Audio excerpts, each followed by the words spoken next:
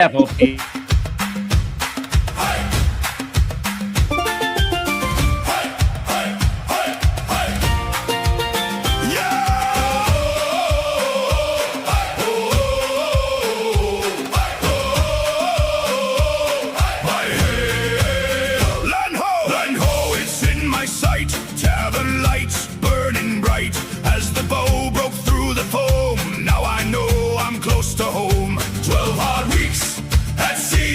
She's calling me, her embrace of velvet.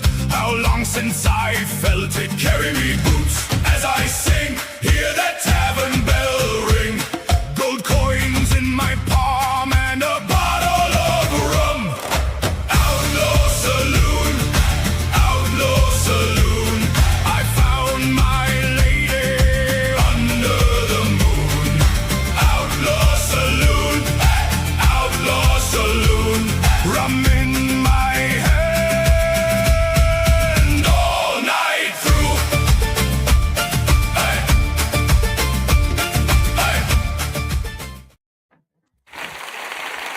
Yeah. Aloha, everyone. Aloha and blessings. Welcome in to the Sunday Saloon. We were late because, Rohlin, and that's that. Let's get these intros out of the way. Boy. Yeah, no, it's always the birthday boy's fault. What? Sure. That's what I was taught last week or the other week when it was my birthday.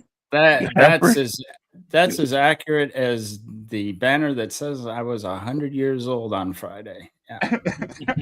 Yeah, it said congrats. I was congratulating you, Rohlin. That's not the part that's the problem.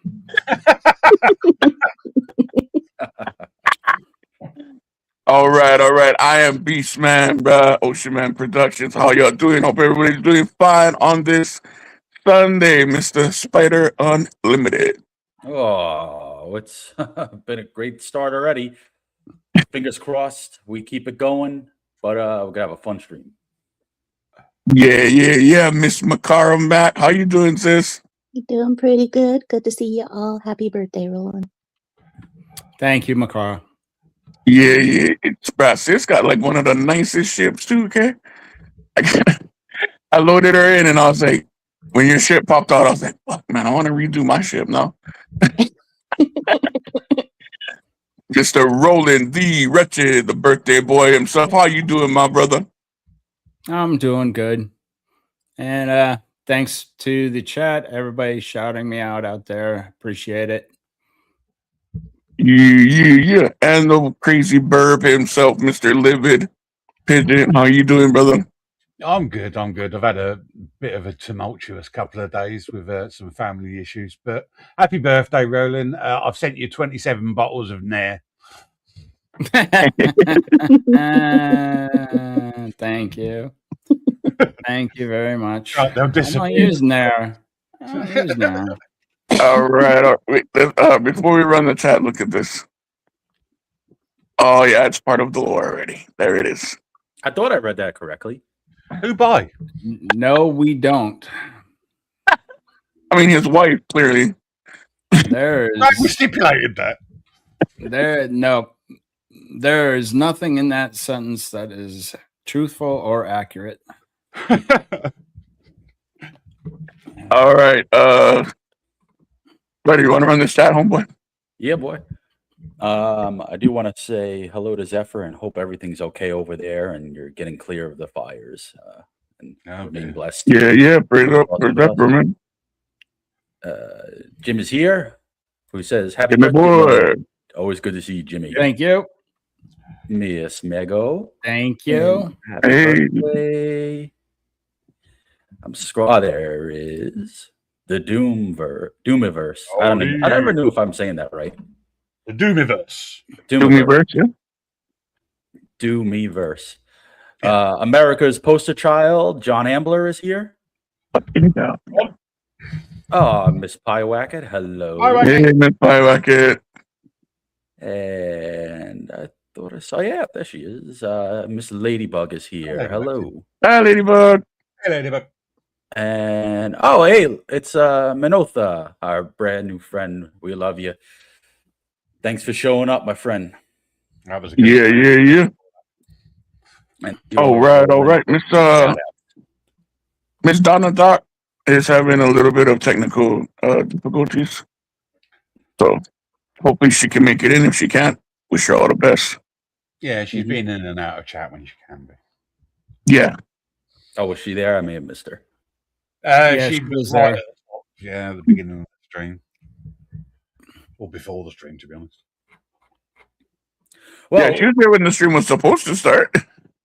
What, you mean when you were supposed to start it, but you were too busy eating pizza? Yeah. Yeah. Let's stick with that lie. Like John Ambler said, pineapple pizza. What's a birthday without pizza? Makes you wish you clipped the stream before it started, eh? There you go. Right. Thank you, Roland. This is true. I'm gonna let this go because it's Roland's birthday, and Roland likes that shit. I don't understand it, okay? Because it's his birthday. I'm gonna let that slide. To be honest, though, he did pick the worst bloody Exactly. verses you could have because there is no choice. But we'll let him get into that. Well, since it is his birthday, I do want to share one of his favorite things here. Oh, no. Roland, we know how much you love the WNBA. Oh, yes. We do know this of it all. Yes, I do. I have declared. Have you heard of your new favorite mascot? Yes. Oh, God. Is it green? WNBA team reveals new non-binary turtle mascot, the Taunton, Indiana Fever Star. The Toronto Tempo debuted a new non-binary mascot ahead of their WNBA matchup with the Indiana Fever. The Tempo revealed Dez, a butch non-binary Borealis blue snapping turtle who uses she/they pronouns and has a fondness for soft shell tacos. How can it be butch if it's non-binary? How can it be using she/her if it's non-binary? How is this not a fucking joke, bro? How is this not on the fucking Onion or Babylon Bee? Are we sure Alex Stein isn't in that outfit? Fuck, for real, though. That can't be real. They are just It's speed running. the lack of self-awareness in all this. They do not even realize what they're doing. I mean, well, the good thing they are is going to it's be a Canadian team. It doesn't matter. It really fucking Canadian at this point. No, and I can say that because the only Canadian we know is more American than most Americans. Shout out Cole Hauser. Oh fuck, there's Darth too. You know what? Darth is cool. Yeah, we can bring Darth down too. Oh, and Dez is also a Taurus. Just to make sure we all know the fuck he, him, they, them's. It's a bullshit. Yeah, that's bullshit. All right. But it joined Seattle Storm's Doppler as the only two non-binary mascots in WNBA. No. Yeah. Doppler's you know what a bunny. You know what the next thing they're gonna do is they're gonna probably draft Lindsay Pearce if she gets on. I would not be surprised. Does that count Lindsay as a furry? Clancy, I should say. Well, like I said in my video, they're gonna run afoul of the law if they don't do something. If they don't hire those because it's collusion. It'll be a collusion lawsuit, and the Roland, women they had the 6'9" and 6'10" woman will win the lawsuit because they had a 3-hour meeting to discuss what a woman is and couldn't. It was longer than that. Yeah, it might have been. Yeah. They got locked in, didn't they? It was longer than that. I wouldn't be surprised. That's what she said. Yeah, and I explained why they can't define a woman because they have men playing in their league already. Yeah, They have men playing in their league already. I promise you. So It's like if you wanted to watch dudes play basketball, just watch the dudes play basketball. Why you gotta? But it's all. I mean, I can't wait. I'm like I said, I'm gearing up. I'm gearing up to enter the draft. I'm gonna enter the draft. And Michael, hello. Who's that fucking turkey that didn't stay from Russia? That motherfucker. That motherfucker is dude, bro. Yeah, that's a dude. Totally not a man. Totally. Yeah. I don't know how that clip got in my video. I still don't know how that happened. when I was talking about men in the WNBA, and suddenly that clip jumped into my feed. I don't understand it. It's a weirdest thing. Weirdest thing. Yeah. So, Peace, does that count as a furry or a mascot? Both. The fuck if I know, what the hell are you asking me for? It's a furry mascot. That's a mascot for furries. Well, if you're furry, don't you have to have fur? Turtles have fur. Did you see the mascot? Yeah. See, Spider's trying to fucking throw me under the bus again. Well, and I'm about to tell everybody your secret. Furries. So. The Spider's texting me on the low, and he's like, "Hey, bro, I'm trying to find out more about this furry situation." So ever since we dived into this furry stuff, he has been blowing up my text messages. Like almost. Obviously, someone has misheard you saying Fury. Because your character's name is Beast, and he goes into a fury. That's what it is. Someone's just misspelled it, and it's just rolled and turned into Beast is a furry. No,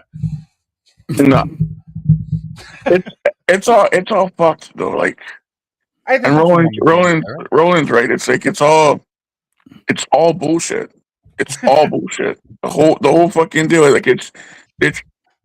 The game is not good. That's what it is. Boil everything down. All this non-binary fucking turtle and stupid banana rabbit, whatever the fuck it is.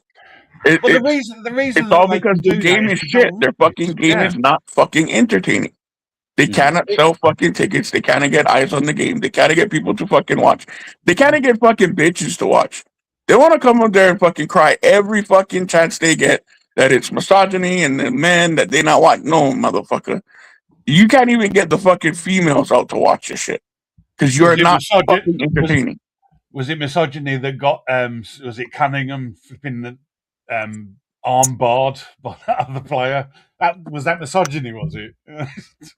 Oh, the clothesline. Yeah, that's one of the worst fouls. I mean, I'm not a massive basketball fan, but that was a bad foul in any. I'm attracted to sexy blondes in A1 bikinis, Mego. Let's talk about that.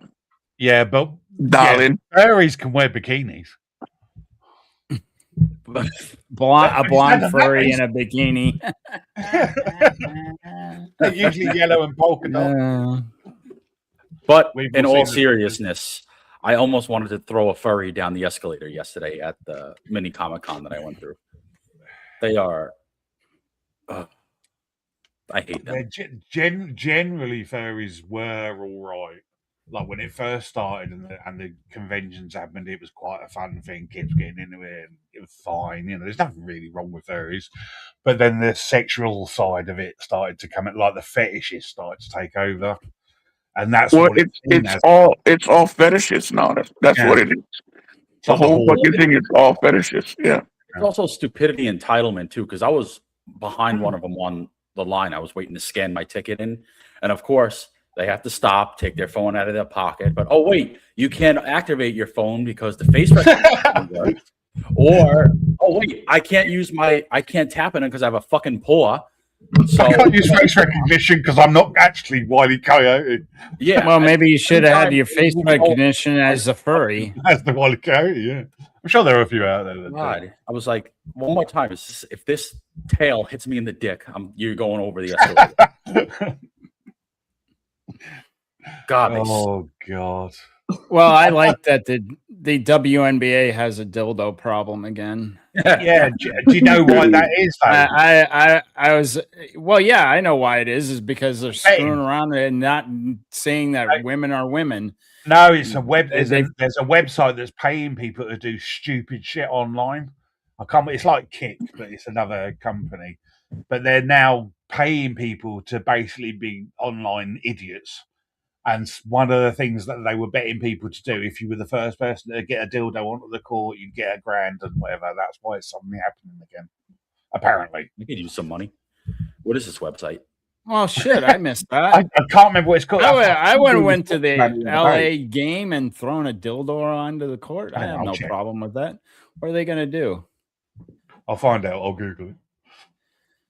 I mean, it's a misdemeanor. I'll be out in 5 minutes. Yeah.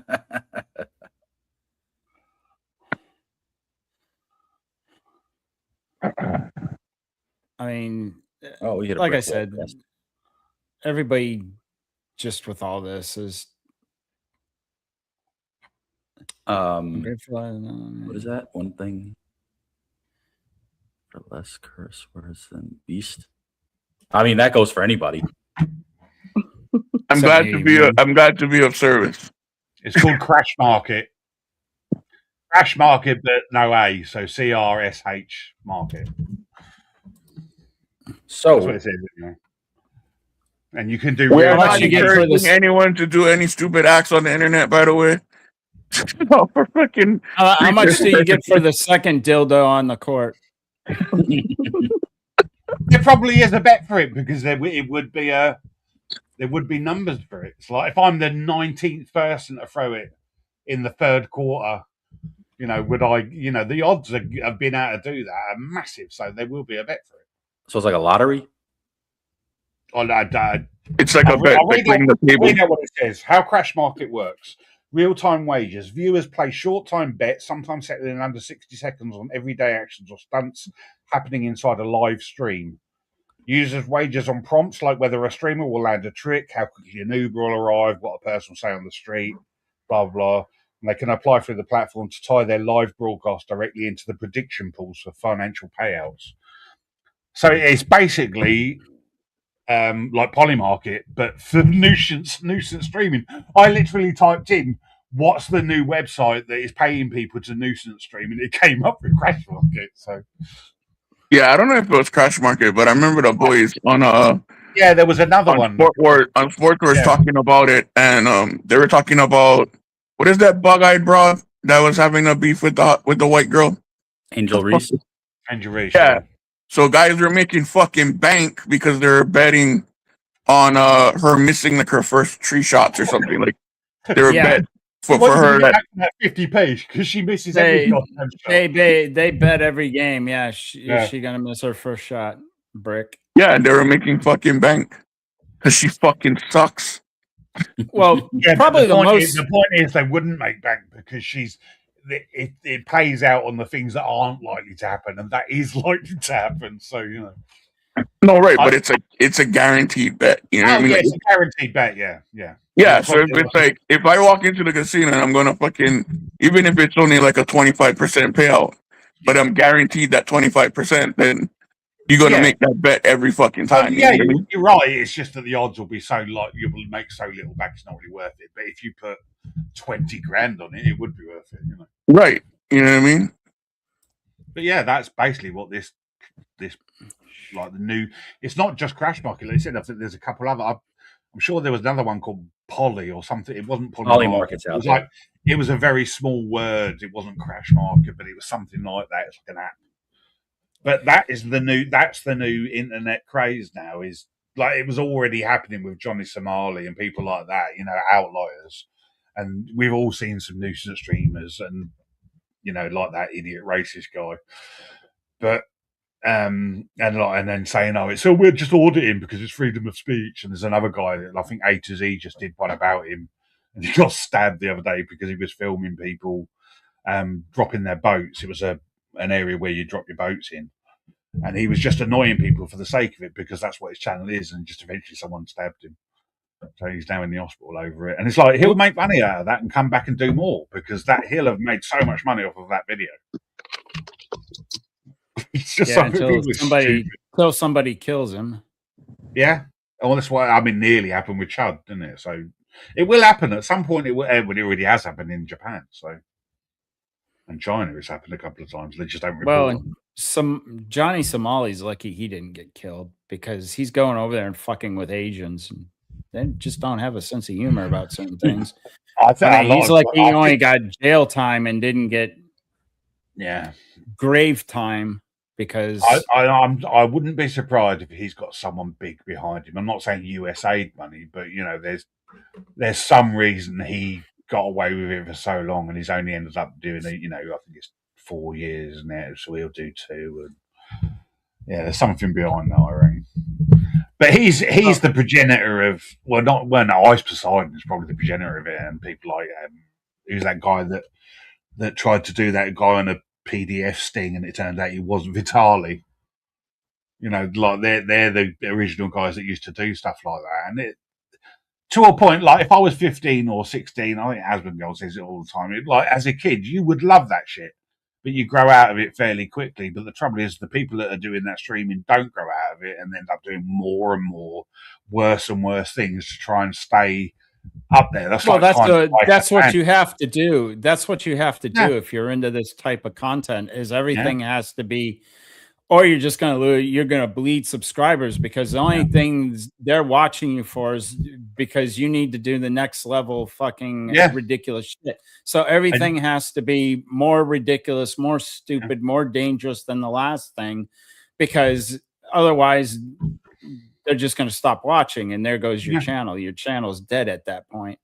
But circling back to the WNBA for a second, the most disturbing thing I heard out of all of this was the 2 women that went to the game with the XXXY shirts. Oh yeah, I saw that. And they had them cover up, but that wasn't the most disturbing part. The most disturbing part is they each paid $500 for their tickets, and they weren't even courtside. I wouldn't even pay $500 for a courtside seat to a WNBA game. I don't think you could pay me to go to WNBA game, and they paid $500 a piece. They even said it when they were being interviewed. I'm like, I had to rewind that. I was like, you just didn't say crazy.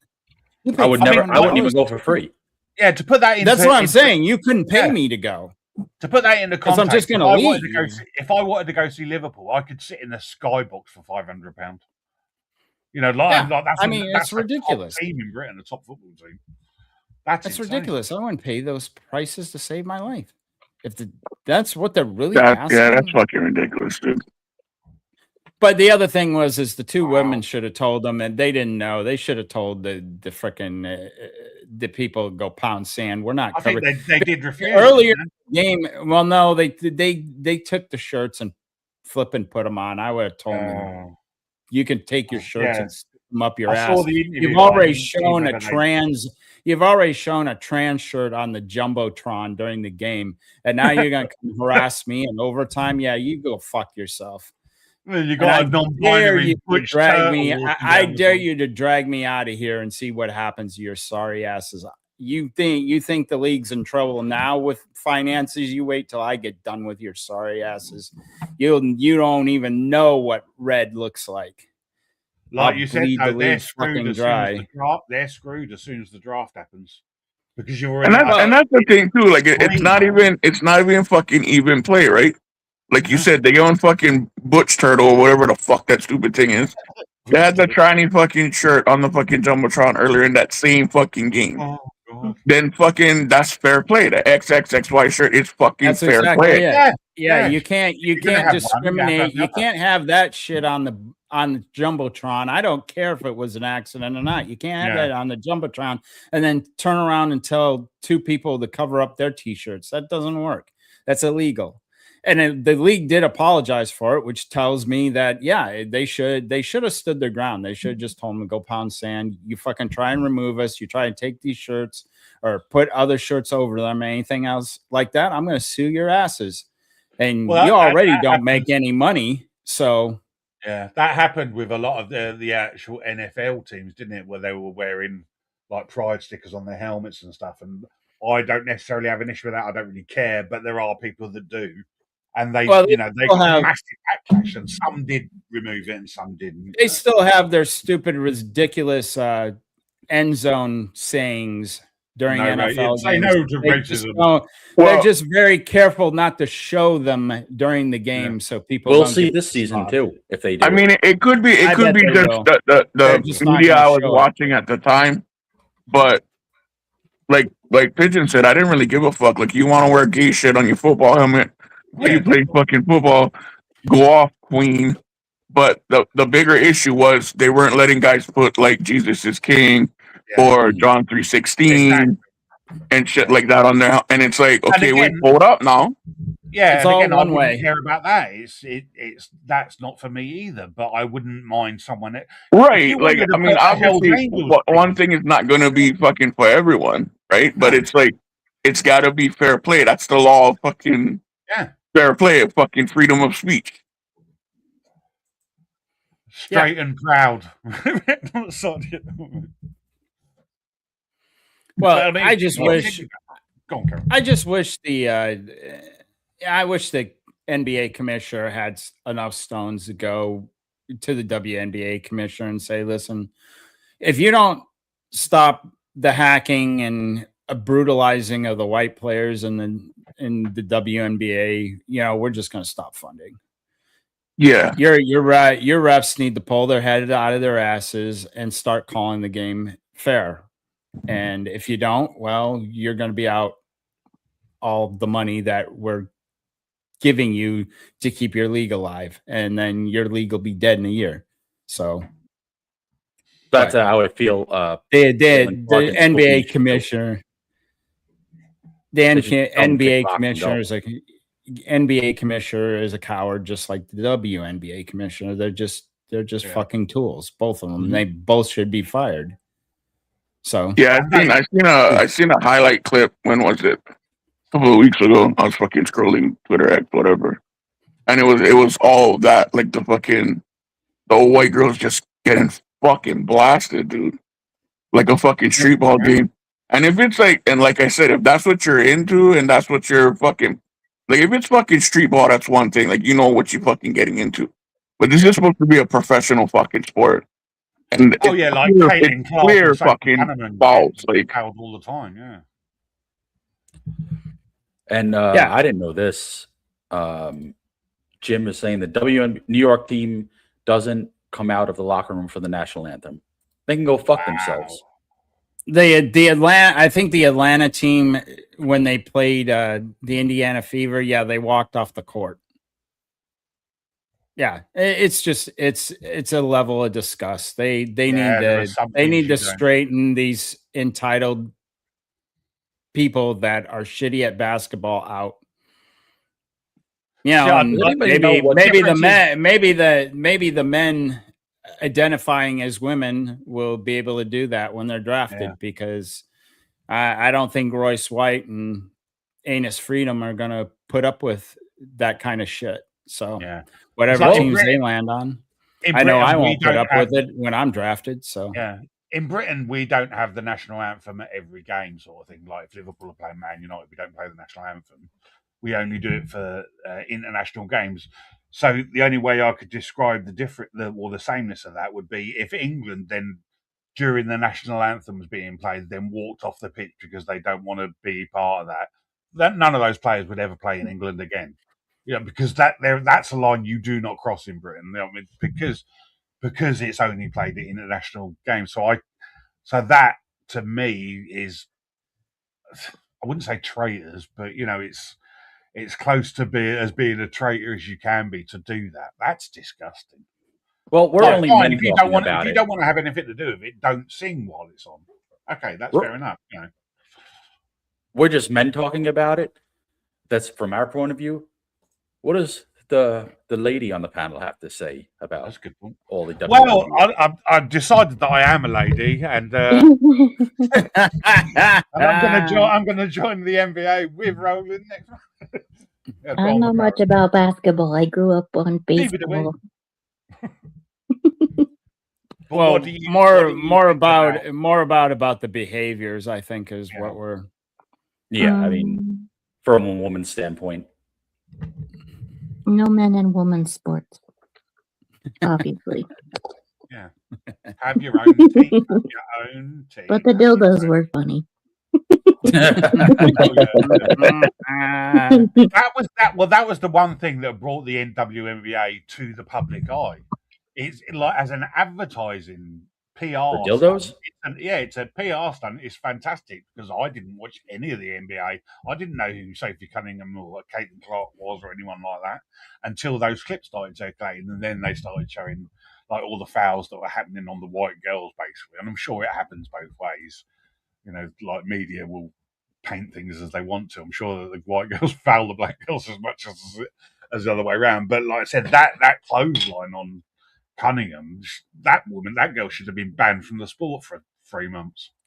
You know what? And there was, if I was Caitlin Clark or Sophie Cunningham, I'd say, WNBA, go fuck yourself. I'm going over to Europe to make more money than you could possibly imagine. I would. Watch your whatever your brand here crash and burn. And because their games are the only ones that are getting any viewership.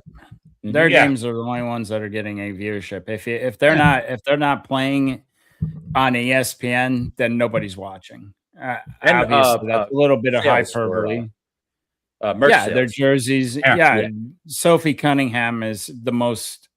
She's actually eclipsed Caitlin Clark now in as far as viability as a player. She's the most viable player right now. Yeah, she's a good player, but it's also the memeability of her, all that, you know. That meme. I don't know how great of a player she is. It's just she's better than most, but she's better than most, but you know.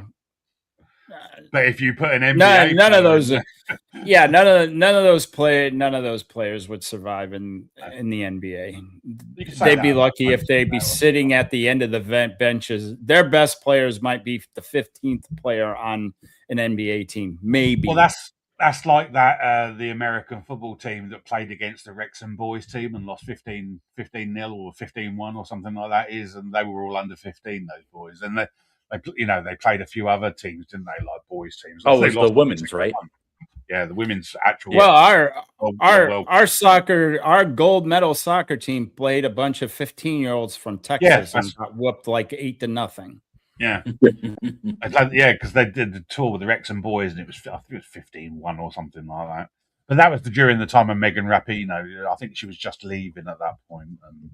It was the last time the women's team won gold, and like I said, they decided to challenge a bunch of 15-year-old boys, and the 15-year-old boys put a whooping on them, and that was at the time that was the best women's soccer team in the world, and it got whooped by a bunch of 15-year-olds. And now Michael Rapinoe doesn't like not being in the spotlight. Yeah, whatever. She was never that much in the spotlight to begin with, except she only came into the spotlight because of the pay gap thing, didn't she? She was pushing for that, which is fair to a point. It is fair. They should have got paid more, but she went, one step further and started like championing LGBT stuff, and okay, that's fine as well. But then she went even one step further and said, "Well, men should be able to play as well if they have class as women." It's like, no, you lost me. Well, and it's funny, every time the WNBA tries to move the goalpost, they get stomped on because, first of all, they said, "Well, we should get paid as much as the males." No. Yeah. No. And then they moved the goalposts. Well, we should get the same amount of profits. Well, the WNBA doesn't make any profits. So they should only get paid that sort of money to play. Yeah. Well, the NBA makes billions of dollars a year. Yeah. If the WNBA made billions of dollars a year and was able to pay the sort of wages that the NBA pay, then fair enough. But they don't. It's like the British football teams here, like the British women's team. They're the world champions, but they earn, I think it's like 30-40% less than the male players, just because the money's. It's not because they're better or worse or whatever. It's just because the money's not there. The tournament money's not there. They don't make as much money through TV. I think the closest that you're going to see to equity is tennis. I think the women it's almost as popular. And I think they make almost as much money because they produce almost as much revenue. I think that's as close as women get to men. I don't think any other sport is even close. Like golf is not close. golf is probably the No, same. well, I mean, like even golf, soccer's like not close. golf, they get paid though. Like, cause fucking what's her face? Oh, She's yeah. from Hawaii. Sponsorship. Fucking Yeah, no, Michelle Wee or something. She got fucking paid, dude. She got that bag. I mean, she's not getting Tiger Woods money, obviously. That's exactly. But she getting paid though. Like, you know what I mean? Like, she getting bank. Yeah, and and again, if on a PGA tour they were bringing in as much sponsorship as any of the male players, then fair enough, they should be paid the same amount. Or they should like if they're in the tournament money should be the same. Like if you get a hole in one as a man, you can win a Range Rover. Then as a woman, if you get a hole in one, you should win a Range Rover. There are comparisons that they should get equal amounts. But yeah, I think I agree with Rohlin. Like tennis is the only real one that like I cannot really name like the top male guys, but I know who Venus and Serena Williams is. You know what I mean? Yeah. I know who fucking Anna Kournikova is. Like, yeah. No, so I get that. That I get. Yeah, like if you look at the Wimbledon payout for the women compared to the men, it's relatively close because you basically got the same amount of people seeing both events. Yeah, they're paying the same amount for their seats, basically. So the payout's basically the same. But one of my favorite things all time, one of my favorite interviews of all time was with Serena Williams when she was at top of the world. And she's like, oh, you could play with the men. And she's like, no, I couldn't. No. She said Andy Roddick's been harassing her for years to play one-on-one. And she said she'd lose to him in 6-0 in 5 minutes. Yeah. And then she said, Andy, please stop bothering me. I'm not going to play you in tennis. It's not going to happen. I'm not going to humiliate myself. I know you're better than me. Yeah. The only woman who ever really beat anyone. And again, it was at the time was Billie Jean King, because obviously, and that was rigged tennis. It was also, first of all, Bobby Riggs was twice her age. Yeah. He was in his mid 50s at the time, and she was like in her prime. And second of all, she had the full use of court as you're playing doubles, and he only was playing the single lines. So the whole game was just set up for her to win. It was not on even ground. No, it was the tournament. They actually totally tilted it her way so she could win, so they could virtue signal. Sadly, they were virtue signaling way back in the 70s when this happened. But it was a completely rigged match. Yeah, but that did lead the way to then Martin and Everett over. I mean, put McEnroe because he was at the end of he was beyond the end of his career. He was in his mid 50s. He had horrible knees. Put McEnroe out there. Put Bjorn Borg out there during the 70s and have them play Billie Jean King, and they would have destroyed her. Yeah, I mean, any of those Connors, any of those guys from the 70s in their prime would have absolutely destroyed her in straight sets. It was, like I said, it was just huge virtue signaling. But take some old crippled guy and put him out there and let him run his mouth. But it did work, Rohlin. The women. It worked. I admit that it completely worked. It was the whole battle of the sexes thing, and they got a win for the women, and nobody had any intelligence to realize how rigged the game was. Or how bad a shape Bobby Riggs was at the time. Yeah. Like you said. I mean, what was his prime? The 50s or something like that? Yeah. He's like 20 years past his fucking prime. Yeah, if you'd have put someone who was in the same year that whoever won the tournament or Wimbledon that year that she was also playing, if you'd have played that person against Billie Jean King would have lost. It was probably Borg.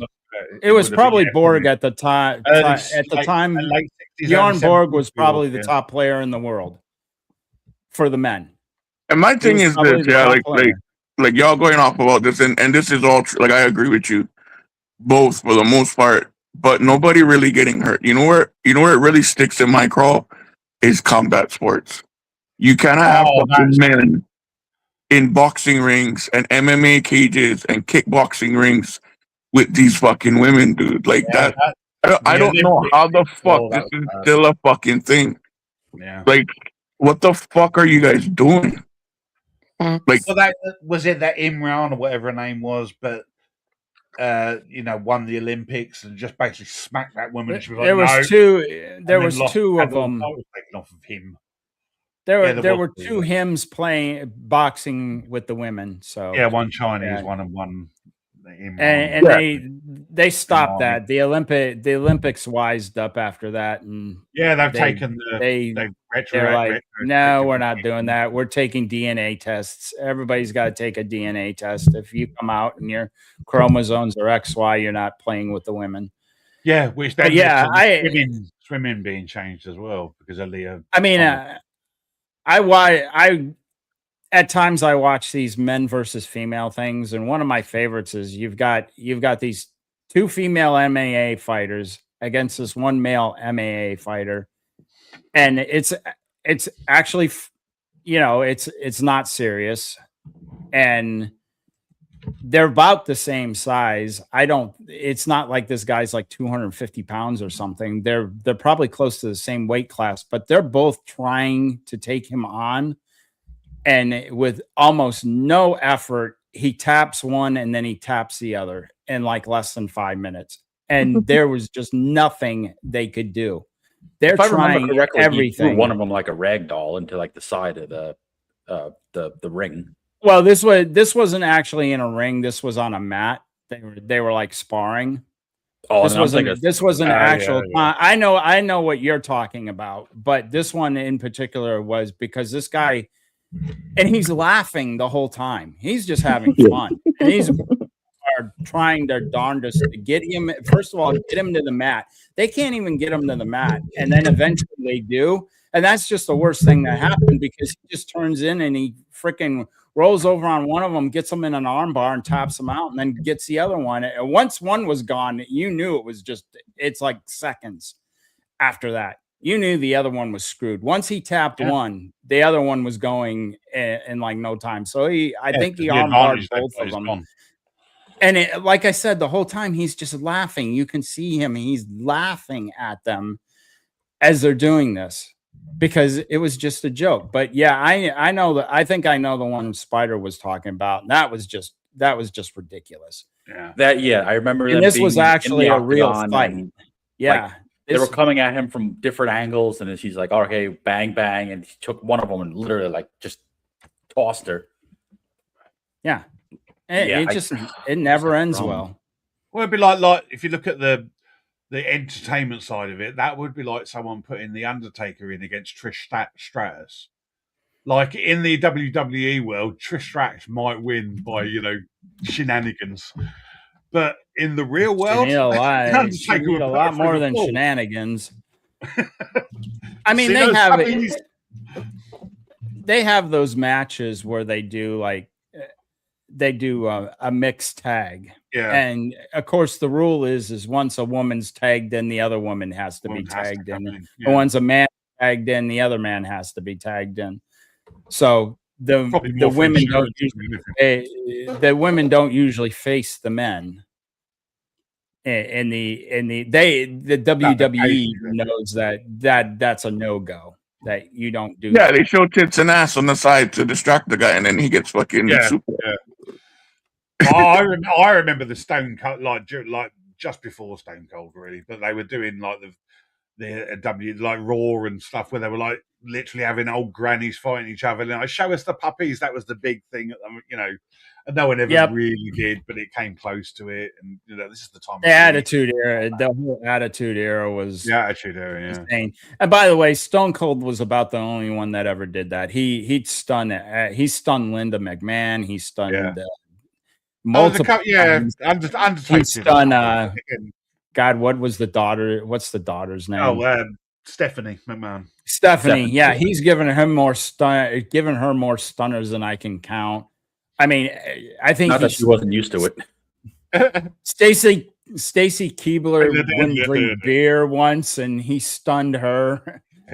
because she He did it went to and everybody. split a beer with him. Yeah, he did. he was the only one I think that got away with, like, most of the time you just, even in the WWE, you don't if you're a guy, you don't hit women. Yeah, there were a But couple. he was like the exception. Nobody was safe with him. He'd hit everybody. And yeah, good times. but Good times. he was definitely the exception. I mean, and like nowadays, yeah, you don't have this stuff. I mean, women go up and WWE for years.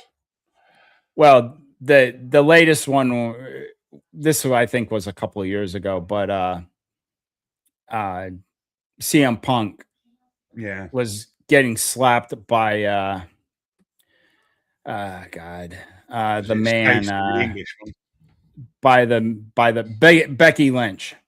Oh, yeah. And this was the prelude to AJ Lee coming back. And so one night she comes and like slaps him around. The following week she confronts him again, and like he just rolls out of the ring and he says, yeah, I won't hit a woman, but you know what, I know somebody who will. And they hit AJ Lee's music, and then she came down and beat the shit out of Becky Lynch. So I said, the WWE even knows that you can't roll like that. No, you can have the occasional one, but like you said, like a bit fun, like Stone Cold. It's not really. It's like the pile driver and stuff with the Tombstone. It's like that they're not really hurt, so you could do that with the women because you're generally expected to realise that that's not really going to hurt you. But yeah, you can't show violence against a woman like to that extent. You couldn't clothesline a woman. You couldn't like do something that or like off the top rope or something. You can do some things, but like you said, it would only be a thing to then have her roll out the ring to someone so she could tag the person for the actual fight and stuff like that. But yeah, I haven't watched WWE for a long time because it just became the same old. It's the same stories rehashed. You're never going to beat the Hell in the Cell fight between the Undertaker and Mankind. That's like the best fight ever. And that was the period that was fucking peak, bro. The tax in his back and all that shit. I watched that about every month. Like the tables and ladders and chairs, with the Dudley brothers and stuff. So that's like era of WWE. It was fantastic. Like when it just turned from WWF to WWE, when The Rock was in it, and Jericho and like all of that. That was it. Is when it was at its peak. When Kane. I try to explain it to my wife. I said, yeah, this is all fake. It's choreographed. I said, it doesn't mean that certain things don't hurt. I said, I've been in a wrestling ring, but I've been in a wrestling ring before. Okay. And when you get thrown down on the mat doesn't have a lot of cush. So even if you're purposely getting tossed and you know how to fall and everything like that, it still hurts a little.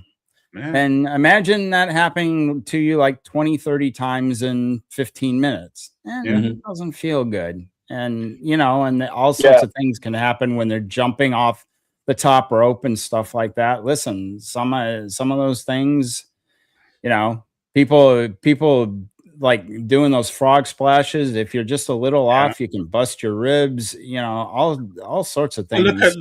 Look at like when Shane McMahon was doing all the drops off of the highest places he could to do an elbow drop. And like how he never really, really hurt himself. It amazes me because, and like people, you were meant to hate him. He was an obvious heel, but he was actually a fantastic wrestler. Because he knew how to wrestle. He just played the bad guy, But some of the drops he did, like I think at one point, I think it was the Hell in the Cell. I think it might have been that. It was not Royal Rumble, it was WrestleMania, wasn't it? But I think it might have been that or the next WrestleMania where he did it off the top of the entrance stage. He was standing on top of one of the pylons. It was just elbow dropped. I can't remember who it was. The elbow drop, but insane. And realistically they can't do that now because of the stuff that happened with Bret Hart, and there are other things that happened, but they sort of pulled back on that. Undertaker talks about it a couple times. Yeah, and he was freaking out. So there's actually a famous picture of Mick Foley during that match with his mouth all bloody, his nose. and he's sticking his tongue through the bottom of his lip. And Undertaker was like, "What the fuck, bro?" And he was laughing. He's like, "Check this out." That's what that was. He was like, "Check this out," and he stuck his tongue through his bottom of his lip. There was a hole in his lip. Yeah. And Undertaker was like, "What the fuck, bro?" Yeah, and they didn't want to. Yeah, like I said, they don't. And like sometimes shit would get real. Like when the Warrior first won the heavyweight championship, they set up a number of confrontations between him and Andre the Giant. Yeah. Well, Warrior was known, well, first of all, because he was on roids, but second of all, he was really intense, and like he was really like pounding Andre with these clotheslines and stuff like that. And basically Andre told him, "You know what, dude, you need to chill out a little." And the Warrior didn't take his advice. So one night they're wrestling and the Warrior's doing his usual shit. Well, it comes time for Andre to do one of his hands right on his chest. Yeah. He didn't hold back. He didn't pull it. Yeah. Nope. He didn't hold back. He literally took that freaking ham hock of a hand and almost put it through the Warrior's chest. Well, guess what the Warrior started doing right after that? Pulling up. Yeah. Andre, that was the wrong guy to fuck around with. Nicest guy in the world, but God. Oh, there were some like off. They had Do some not like, piss that dude off.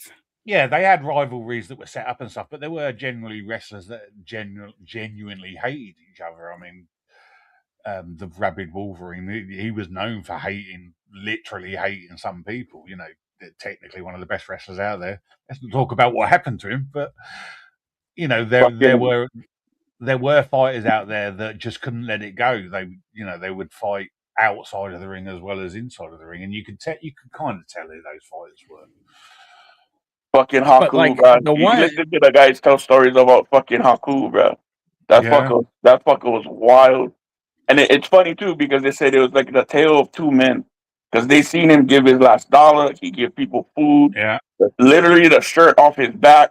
But you fucking cross him, bro. Like you do something that is out of line, like how Roland was saying. Like you do something in the ring or not that is out of line, out of pocket, and he will put you the fuck back in line real quick. Oh yeah, the older guard like Superfly and stuff like that. You know, they would put you in your place, like either in or out of the ring if you crossed the line. I forget. Vader had a problem with a guy one night too. I forget who it was, but another monster of a human being. Another guy, I don't know. Few Big people Show? on the planet would ever.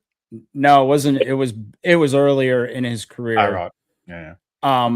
But some guy was fucking around with him, and he just like fucking KO'd his ass. Oh, that might have been like I said, Spit who got paralyzed. The guy called Spit. That's quite a well-known one because he was one of those sort of characters who just he was meant to be the heel, but he went too far with someone and someone paralyzed him. It was an accident, but a lot of people say now that he was being an arse. You know, you just look at these guys. I mean, these monstrous human beings, and you're actually gonna like poke the bear. I mean, these guys were like freaking well over 6 feet tall and well over some of them well over 400 pounds. I don't care how much of it's fat. You know, Andre the Giant was not an in shape guy, but all he had to do is hit you once. If he hit me in the chest, my chest caves in. His fist was probably pretty close to the size of my fucking head.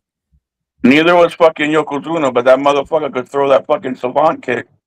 That fucking exactly. Yeah. There's another guy, 450 flipping pounds. That's like a moving brick wall. And Yokozuna, for his size, could actually move. Yeah. Everyone who's wrestled him said that he could move for a big, like you wouldn't believe the shit he could do for the size he was. Oh yeah. Yeah. Some of them, they're like again, Big Show. Some of the stuff he Look at the could do, football players. size. Oh yeah, like the fridge. Some of the stuff he could do, and he was built like he built like a fridge. But like I said, it always cracks me up that everybody who talks about it, it's fake. Yeah, sure. It's choreographed. It is sports entertainment and all stuff like that. Doesn't mean that this shit isn't. I mean, where do you think, like when you see welts on people's chests and stuff like that, where do you think those come from? They don't appear magically. Yeah. I mean, and why do some of them, a lot of them, are like by 50 years old, they can't walk anymore. They can't. Exactly. The Hardy Boys are pretty much like that. One of the brothers in the Hardy Boys. Yeah. And you're forgetting that when they're not on television or anything like that, they're training. They're doing their routines. They're practicing their routines all the time, and all the practice too. You get banged up during practice. That's why these guys got to take sometimes they got to take 6 to 8 months off, and they make up an injury. The person's not injured. They just need fucking rest because their body's so flippin' beat up. So they come up with a fake, I think Seth Rollins was one of the most famous ones. He was faking like a leg injury or something. He came back. He came back for fucking the cash in his Money in the Bank. And it wasn't a real injury. It was never a real injury. They were just giving him fucking time off because he needed fucking time off. Yeah, with the razor blades and cuts and stuff like that. Sometimes, like they'd be in a fight. Yeah, they don't. They're not supposed to do that anymore. Yeah, they're not supposed to. They still do, but and Undertaker talks about that, about why he had to change up his finisher so much. Yeah, is because after a while his fucking knees were like, he went to the doctor, and the doctor told him, if you keep doing this, you will end your career. You cannot keep dropping on your knees, like, because he's holding whoever he's doing the tombstone to, he's holding their full weight plus his weight, and all of that is falling on his knees. Yeah, that's why he added finishers to his routine. He added the last ride, and then he added snake eyes. He added a submission hold. So he had a wide variety of ways. When he was first introduced, he had one finisher. That was the tombstone pile driver. That was it, and he had that for years. That was it. The rope one as well. He did. That wasn't a finisher. That was just a really neat move. Yeah. But he had to add a significant amount of repertoire to his game to preserve his body. He had to come up with things that didn't put such didn't put as much pressure on his body. Yeah. So, we do have to pause for a second because looks like we have a joke time from our very own Donna. What do you call a redneck group of superheroes? The Inbreadables. That's Jeremy. Well, now we've shifted with that slight break. Rohlin, your verses for tonight. Yes. All right, let's get. Which is why we're here. Which is why we're supposed to be here, but we ran off on a tangent. So I guess we'll get back on it. A couple. So this afternoon's versus is Alien versus Aliens.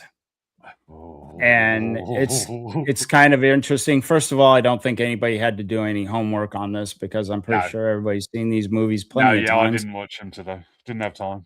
And the interesting thing about it is this is very untypical for sequels. Sequels usually follow a pattern. They're all the same type of movie. Terminator 2, yada yada yada. All the Friday the 13th, they're all the same. This is unique because the first movie was sci-fi horror and the second one was sci-fi action. And there's only one other film that's done that, Terminator. Realistically. Well, I don't know if I'd call Terminator horror. I would call it as a horror when it came out. Wow. Okay. Well, I feel like Terminator 1 was like a psychological horror. Yeah. More than it was. I don't know if it was. I don't know if it was actually rated or called a horror, but it was rated X. You know. So. Well, this is definitely more. Oh, absolutely. Alien is definitely much more horror of it. Yeah. And like I said, I chose that. Plus, they're two great movies. They are on their own. To choose. Yeah, and and some people argue it's one of the few franchises where the second one is better than the first one. There's a strong argument for that, but let's talk. Well, I think you can see by my outfit right off the bat. I love the first one. Yeah, I think it's fantastic, and that hasn't still been duplicated to this day for what they were able to achieve in that, and put it in the mindset of the viewers. And I think that movie is fantastic. I love that movie. That is not saying I don't love the second movie, because I do love the second movie, but we're talking two different movies. One's your Ridley Scott, a psychological thriller, horror, and then the second one is your James Cameron action, in your face, one-liner stuff, which is all fantastic. But I still, just for the originality of the first one, I go for the Alien. Nice. Yeah, I'm actually pleased that you said that, because mine is also Alien. I know I'm wearing the outfit of aliens and stuff like that, but it's Alien is a seminal film. There has been, or there was up to that point, nothing really that was anything like. I think Extro came out at the same sort of time. That was close to it. But as a horror film, as a supernatural film, as a just sheer terror, I still remember going to the cinema and not realizing really what it was, because we got in it was a re-showing. It was like we were like 11 or 12 and got in. And when Dallas goes down into the tubes, and he turns and the alien, oh my God, that scene, even now, that scene to me is just one of the best jump scares that have ever been on film. And you might look up at it now and it's a bit cheesy, the alien, but at the time, my God, it was scary. And like you said, Sal, Aliens is a completely different animal. It's a one-liner film. It's action. It's destruction. It's Ripley at her best. There is, like, if you were to choose films where Ripley is in her element, it is Aliens. But Alien is a better film. It's a better script. It's got a better twist to it, really, with Ash. It's just better written. It's tighter. It's scarier. Like the Nostromo is a character in itself. I mean, you can see my background there, like just like the planet of the whole where they find the eggs and stuff like that. And again, remember when we first saw this film, there was nothing. You didn't know anything about it other than it's an alien egg. You didn't. So when it hits John Hurt's face, you don't know what's coming. Like then when he comes out of it and he's okay, and you think, oh, what's going to happen here? And then that scene happens, and it's a stunning film. Alien, it's Alien for me, but it's another one of those 49 to 51 verses, because if someone says no, it's Aliens, what you talk about is Aliens is a better film, I'll be like, yeah, I mean, I can't disagree with you, but it's just my own personal choice. Alien is one of my favorite films ever, but Aliens is also one of my favorite films. But they're both. Aliens is one of my favorite horror films. Aliens is one of my favorite action films. And I take it back. Alien Resurrection is the best one. Oh yeah, you're wrong. Oh, stop it! No, man, it's all about that. If you don't take that back, Spider, we're going to talk Prometheus. No, because Ripley proves in that film. Ripley proves in that film that she can play for the WNBA. Oh, I forgot. ABC, baby. Yeah, is that? Yeah, what's the one where she gets brought back? That's Resurrection, isn't it? Yes, that's Resurrection. Yeah, that's the one where she throws the basketball. She actually did that in one take. She actually did it as well. Macarah?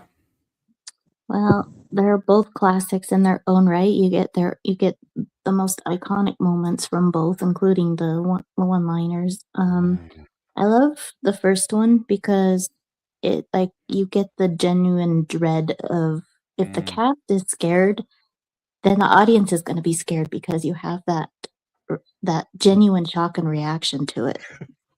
So that's like the best kind of acting you can get is like the genuine fear of everything that's happening to them. The suspense in the first one's insane. Mm-hmm. So you're going for Alien? Yes, sir. Do you know what? Damn, well, unless Rohlin switches it up, it might be a clean sweep. And here's my take on it. Very surprised.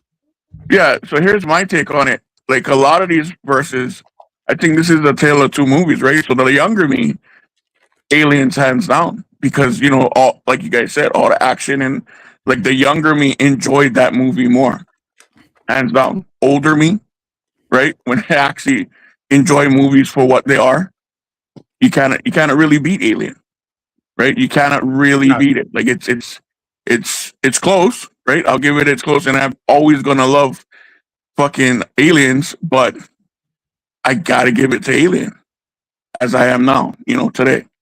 So yeah. I'm genuinely shocked that no one has said Aliens yet. I mean, well, I think we've all said Aliens to a point, but it's like Alien edges it out, right? So it's down to you, Roland. Like you can either clean sweep it or you can throw a spanner into the works. Well, here's the thing. The pops during Alien are spectacular. Ridley Scott did an amazing job. You mentioned the cat. I believe somebody mentioned the alien coming out of John Hurt's chest being a freak out moment. The freak out thing with Tom Skerritt in the tunnel where they're all screaming, "Get out of there!" and he turns around and flashlight hits the alien right in the face, and then it goes to black. Oh, even now that getting to me. Well, all of that photography was brilliant, and like some of the stuff they did, like the android in Alien is actually the antagonist in all this. Ash, yeah. And the John, keep your kinks out of chat, bro. We know you like getting probed. Just keep it out of chat, dude. Come on, you're a mod. Act like it. And the android in Aliens actually ends up being the hero in all of that. Lance Henriksen in one of his better roles. Yeah. So there's some contrast there. Yeah. Surprisingly, I mean, I was a Marine when this came out, and obviously there's a lot of Marine jargon. There's a lot of stuff I actually thought would eventually be dated because the language and everything is very 80s, and surprisingly, it's not dated as much. And somebody brought up the extended edition. I recommend that you only watch the extended edition. I think it fills in. Yeah, it fills in a lot more of what was actually happening. Yeah. I think the cut that you saw in the movie theater, they should have left all the stuff in that they put in the extended cut. I realize it would have been a much longer movie. Yeah, I mean, had they never released so much, it shouldn't make any difference. Yeah, well, nobody would have known, but everybody knows. And sorry, putting in the extended cut it's just much better all the way around. You get her daughter's dead, even though she only died at like 70 and she looked like she was 95 or some first of all, it's the future and you're dying at 70. What the hell's going on there?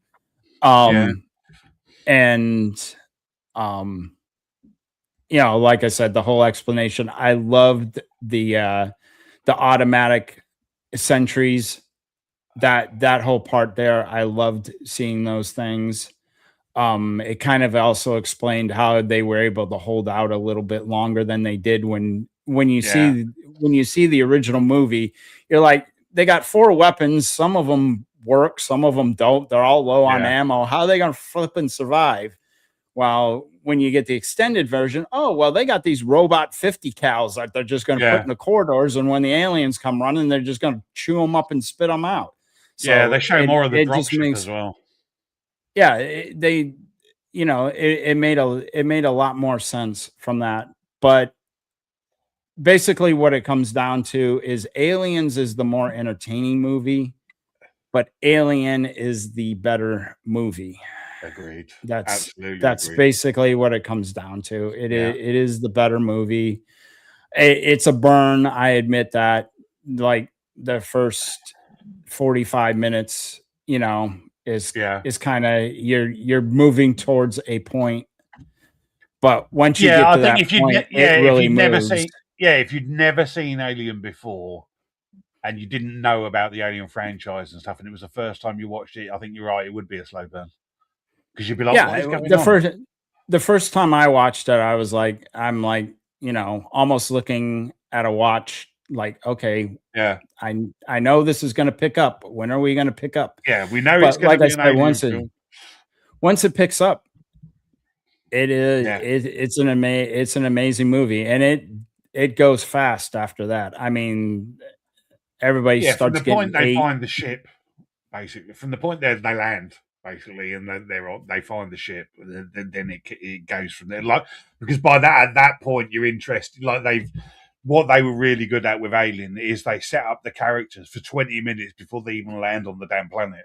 So you know who they are, you know what their role is, you know, one's a coward, one's an idiot, one's a joker, one's a slut. So you kind of that's what we lose today, is that they built up the characters before anything even happens. So when John Hurt does happen to John Hurt, you genuinely feel bad that it's happened to him. And like I said, Aliens, he just goes straight in and just has it. But they rely on the fact that you've seen Aliens, so you know the threat. But yeah, they're two completely different films, and they're both fantastic films. But you're right, Alien is just better written, better directed, better acted, better script. You know, keying in on that too is like so like you said, right? So in Alien, like they take the time to build characters. They get you invested in the character, get you invested in the world and whatnot, and that's one way to do it. And Aliens, they just kind of went in fucking raw, right? So, but you can make good movies either way. Yeah, you still end up liking the characters in Aliens, because even though it throws it straight in, it does then build those characters up in the little in between bits before they're in the right. Which is exactly what I was going to say. If you're going to come in, like a fucking sledgehammer, there's a way to do it where you can still endear the audience to the characters. Yeah. I think there's a fucking craft to it. Yeah, Cameron basically introduces us to the characters as he's moving the plot along. You get to know the Marines while they're in transit, and while the plot is continuing to move along, they get their brief, and you immediately know that Hudson's a wise ass. You find that out right away. You find out that Hicks is going to be the serious straight guy in all this. You get to know a lot of the Marines just during the course of the plot, while in Alien they just take time to introduce. You're not really going anywhere quite yet with it. You're just getting to know the characters. It's two different. It's obviously you have two different directors, had two different ways of doing things. Mm-hmm. So I'm not saying either one is correct. It's just correct for the director and for the movie. So that's basically how it went. But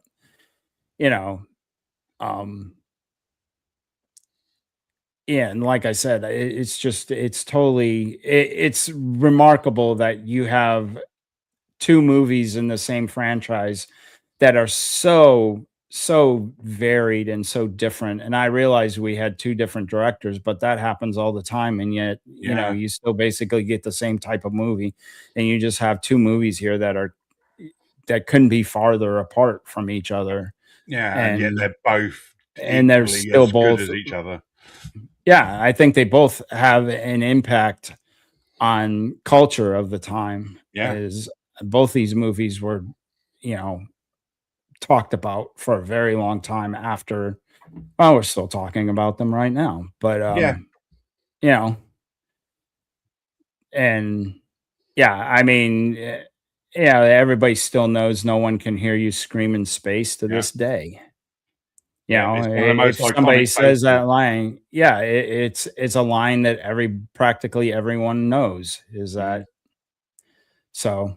I Ooh, it'll you know, be interesting to know I how love Jack's next. both the movies. It's But yeah, you're love right. the It is one of those heads. verses where it could go either way, and I don't think any of us would have minded if we'd have all chosen Aliens, because it is one of those. It's down to your personal choice. I mean, obviously, we're a little bit more rounded than again normies. We do media savvy, but just film wise, script wise, stuff like that. That one film is just blatantly better than the other, but they are both fantastic films in their own right. So Drop your votes in chat, people. 1 for Alien, 2 for Aliens. I'm trying to get the poll to work. Is that not working?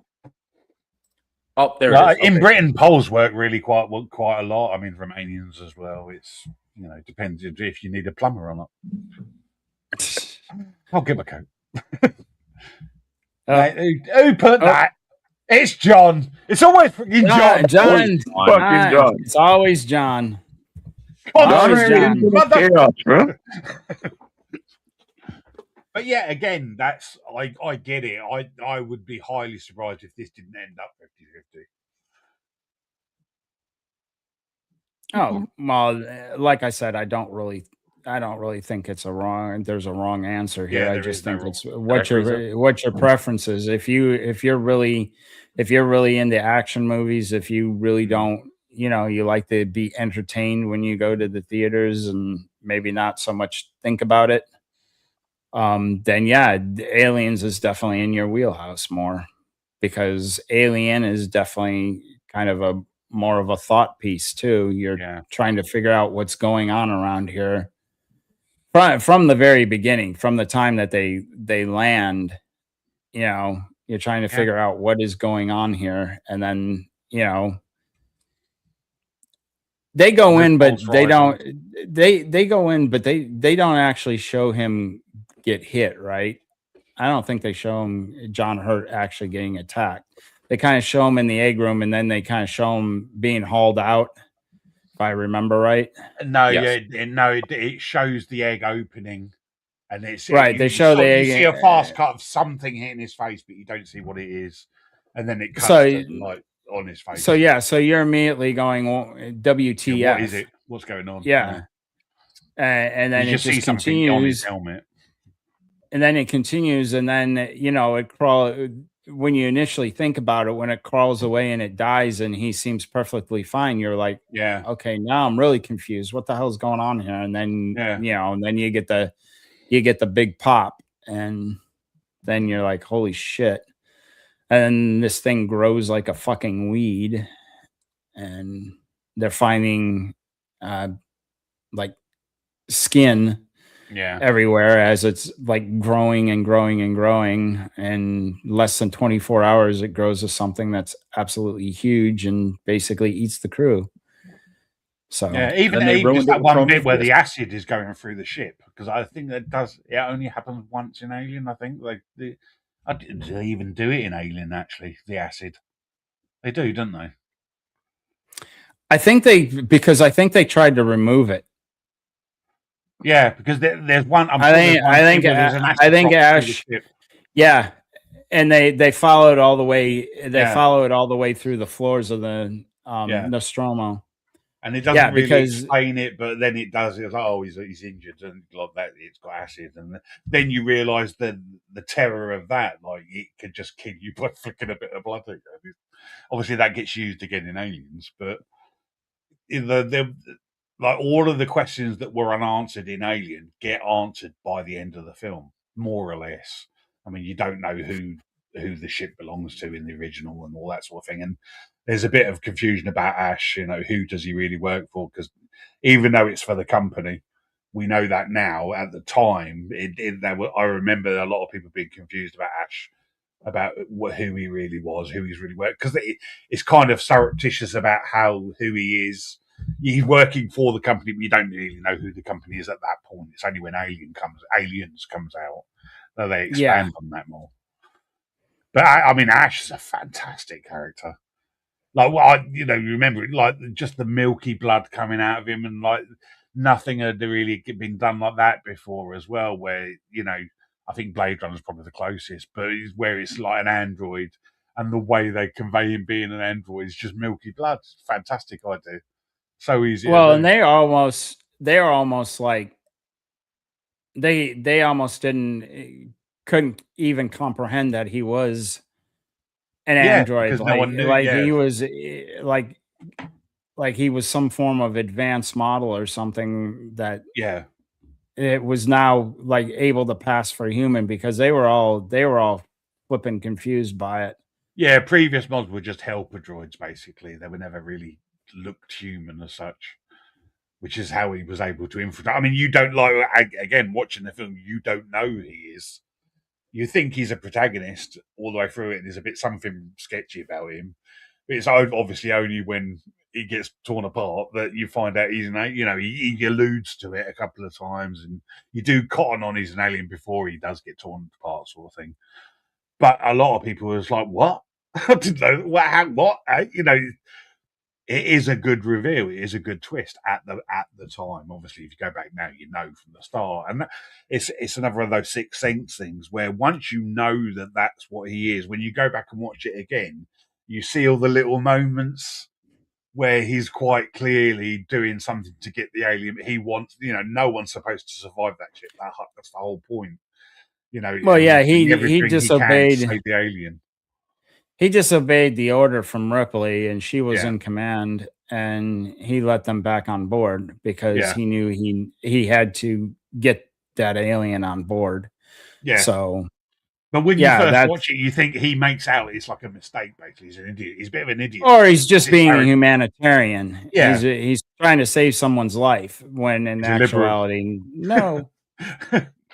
No, he didn't care. He didn't care about the life at all. He cared about the alien that was growing inside the life. That's what he was interested in. Yeah, because it turns out later on, obviously down the line in the later films and the lore of it, that was why the ship was there always. It was never a mining ship. That's what they were led to believe. The crew were expendable, and the whole point of them, they were a mining ship, but they were. They didn't come across that ship by accident. It was all a setup sort of thing. They were given the transport. They were given the map details of where that is by the company, not thinking it was just like a signal for a ship, but the company had basically sent them there. But you don't find that out until later, obviously. Well, it's really weird. That's the one thing that doesn't connect well from Alien to Aliens. No, is it's a different planet. No, it's supposed to be the same planet. Oh, is it the same planet?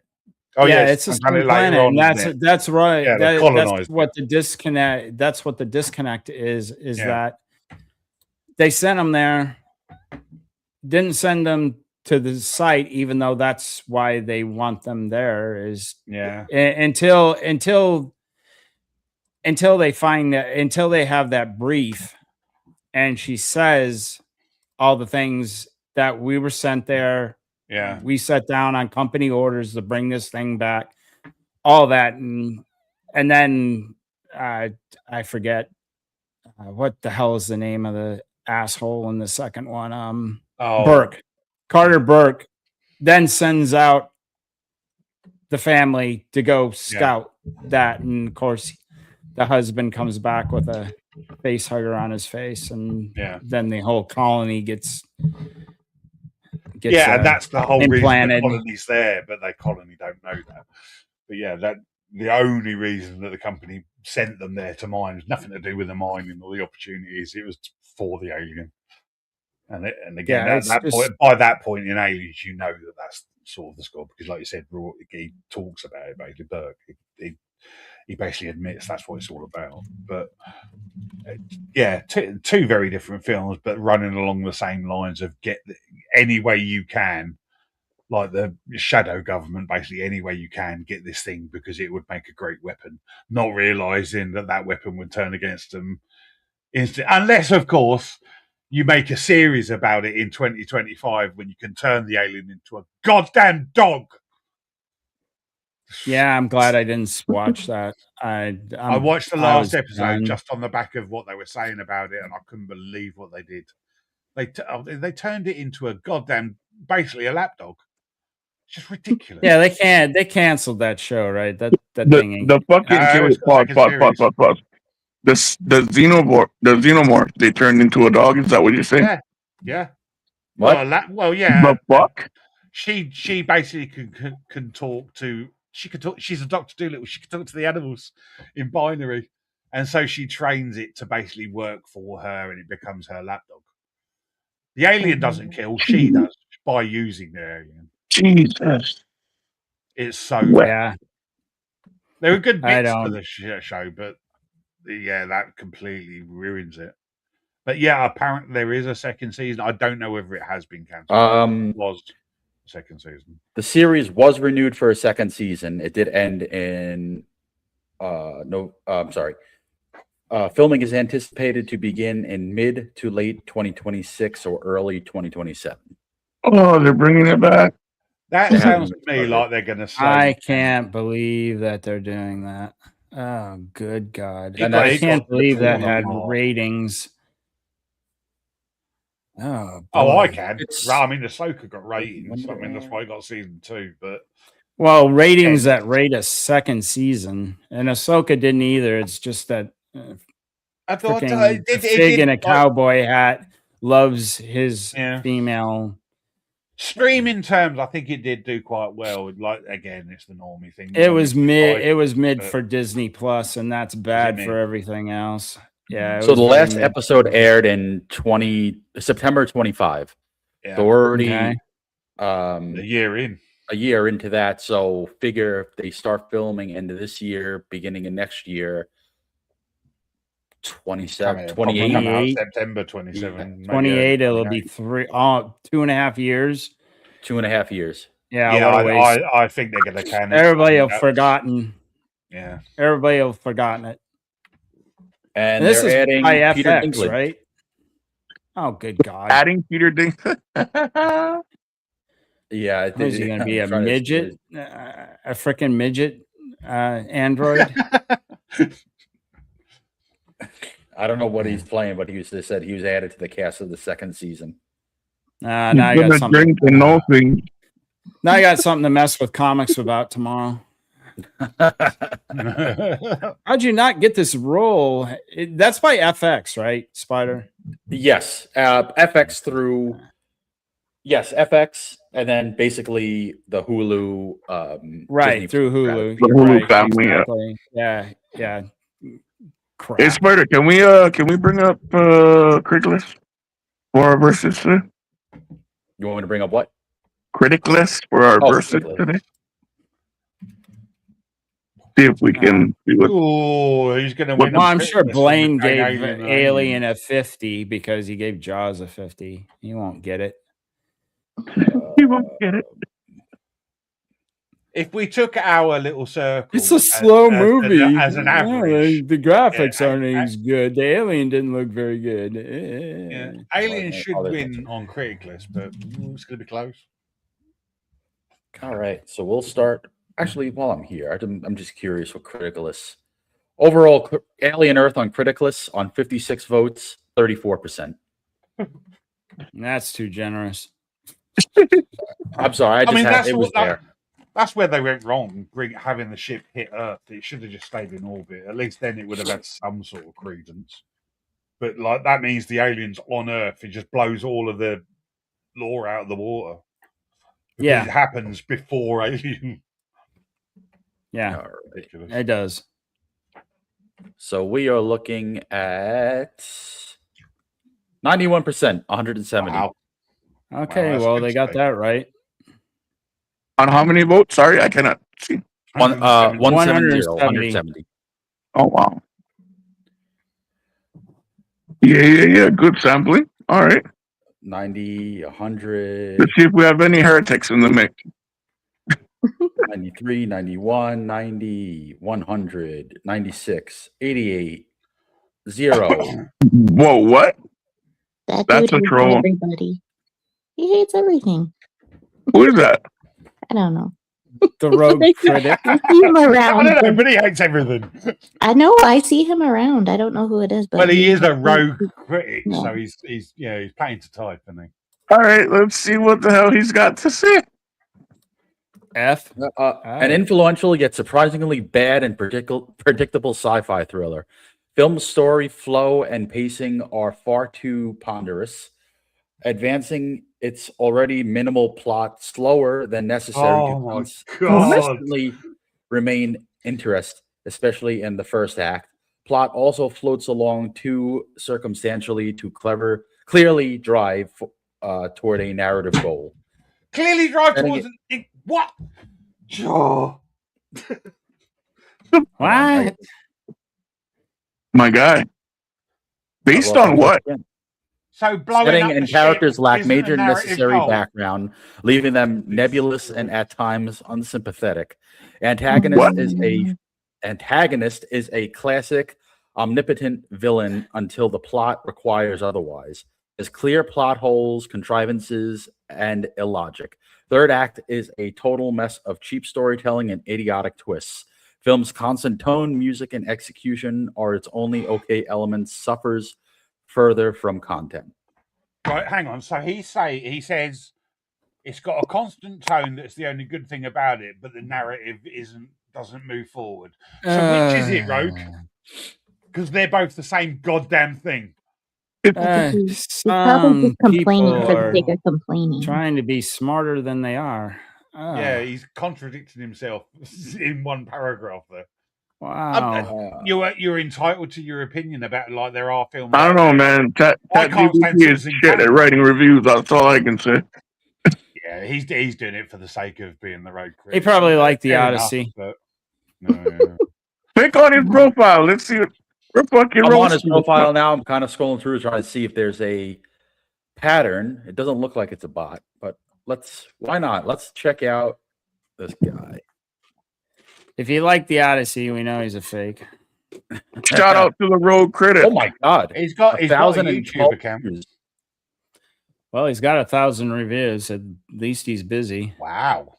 He's trying to copy me. Shot in the dark. Zero. Hang on. How long has Criticless been up and running? 2 years? And he's done 1,000 reviews. 2 or 3 years, I guess. Busy. It's not a bot, but it's like, because if he's got a YouTube channel, then he's not a bot. But yeah, there's something not right there. So Shot in the Dark, which is a classic, gave a 0. Good Night and Good Luck, 0. The Searchers, 100. Fair. Elvis is 0. I can see it, so I can't say. He Ran All the Way, 70. Men in Black, 0. What? Wow. What? The original Men in Black too? Oh, come fuck out of here, bro. I like the comment below that. Judge Judy rolling her eyes. Somebody. What does he say about him? An amusing sci-fi action comedy with underwhelming screenwriting. Script dialogue that is notably mediocre, but has a couple of funny moments. Even with its okay premise, the story itself is pretty by the numbers. Smith's character has 0 narrative motivation. What? Opening credits sequence is boring. CGI is very dated. Oh, he's watched this lately then. Has lots of lore details that are poorly explained. No, yeah, agreed. Third act and climax are very lame. Has many clear plot holes and conveniences. Suffers further due to content. How is that a fucking 0, bro? He deserves to be with a shame. That sounds like an AI written review. Well, that's what I'm saying. I kind of scrolled through it. I'm looking to find there is no real consistency because now he's back to a 30 for Roadhouse. I might check out his YouTube channel. Hang on. My Blue Heaven, he gave a 0. Then a 70 to Invention for Destruction. I've never heard of that. Me neither. At least he is reviewing stuff that is not, it's not Holes, completely a new zero. or out there Holes stuff. A was zero not for really Holes? zero. Are you fucking kidding me? Holes was a Wow. fantastic movie. Good film, yeah. Yeah. No, that is a This is a great good fucking movie. film. It's a great fucking moral story. So fuck a zero? My God. Who hurt you, brother? He was It probably just- sent there. I want to know what his idea of a perfect movie is. I like The Dagger Searchers at 3. 100. Duff back. Somebody's trying. All right, I've just looked at his YouTube channel. He's got 4 subscribers and 7 videos. You don't say. Okay, he doesn't do much. Nothing with him on it. Oh no, there is one video with him on it. Glenn Miller. Oh, he likes 101 Dalmatians. Oh well. The live action. The live action? The live action one. Okay, his first video, he's reviewing 40K, so that would be interesting. Okay, like The Stranger. Yeah. I've never seen that. Autumn, State of Play, Road to Rio. Got a lot of random movies here. Veracruz. Well, at least he has eclectic taste. He really Hail does not. Caesar got a 0. Wow. He really does not like the Okay. TCMs, does he? The Turner Classic Movies. He doesn't like any of those.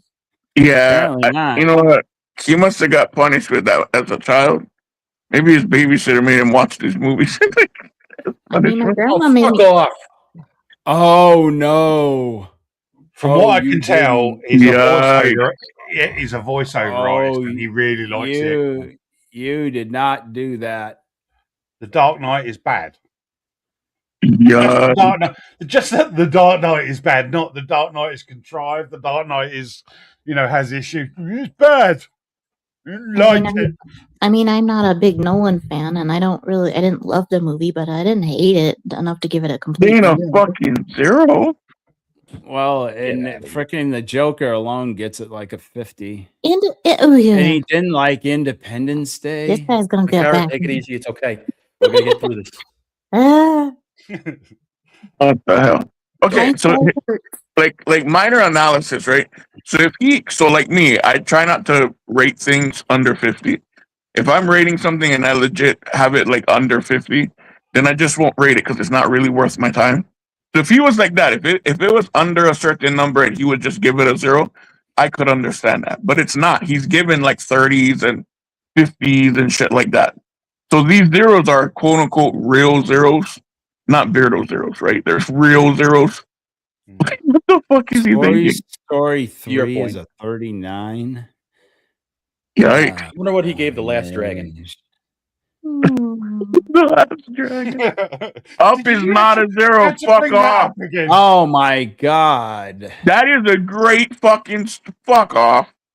Hey, Wow. I voted for it. Oh wow. No love. It's a. Oh, come on, man. It's a good film, but it's not a great film. Ooh, what Yeah, film is a good 19. film, not a great film? Ratatouille's a good movie. Not Ratatouille, great, but it's good. I like Up. Can wait, pause. I'm not Pigeon. saying I don't like Up. I'm just saying Pigeon. it's a good film, not a great I'm film. about to kick you from this panel. What do you mean it's not a great fucking movie? It's a great fucking story. I would give it a 70. Okay, I'll allow it. Moving on. But then Oh, Wally, he you gives like a 90. Wally. Oh, he finally liked the Disney movie. What did he give it? 100? An animated, Give it no, a 90 for Wally. The first Back to animated form. Wasn't it Pixar Wally he before made. Up? Return to form for Pixar. They hadn't really made any bad films at that point, had they? Yeah, that No. doesn't make any sense. How is that back to form? Because it's after Wally that they started going to shit. He's reviewing films like constantly, like now, isn't he? And then he's Okay, and taking no notice of when these movies came out. No. It's the order I saw them in that matters. Oh, Is that the first just card? fuck off. He did Yes, not that's say the that. car. Yeah, he's that's being fuck what off. he says he is, the road critic. That's all. Yeah. And that's fine if you want to go down that road and be that. And be Mrs. funny with it. Doubtfire got 0. Oh, fuck off. So he doesn't have a sense of humor. Got it. Got This guy- terrible yeah, messages. I think Macarah hit it. He has Yeah. no sense of humor. How can it have terrible messages? I don't even want to know. Be with his kids. Did he rate Lord of the Ring? Oh God, Oh, my soul. Rings of That's Crime. a hard one. Agreed, Manosa. Can you search certain films that someone? No, I don't think you can. Like. Is there a search option on the profile? What do you want me to search You can for? search the film, but can you search the profile for films they've rather than scrolling? Oh, go back up. Right there. Pirates. Which one is that? I can't. That's I can't the see. last one that came. Black Pearl, I think. Yeah, that's the last one. It's 5 on Strange bad. Shores or Oh, if it's whatever. 5, that's fair. It's not that yeah, what is bad. that? It was funny. Oh, Dead Men Tell No Tales. Oh, Dead Men Tell No Tales. Okay. And it's not a 0, but it's close. Not It's up. great. Go up. It's not a great. Yeah, I mean, I there's only 2 good Pirates films. First 2, that's it, really. How far up?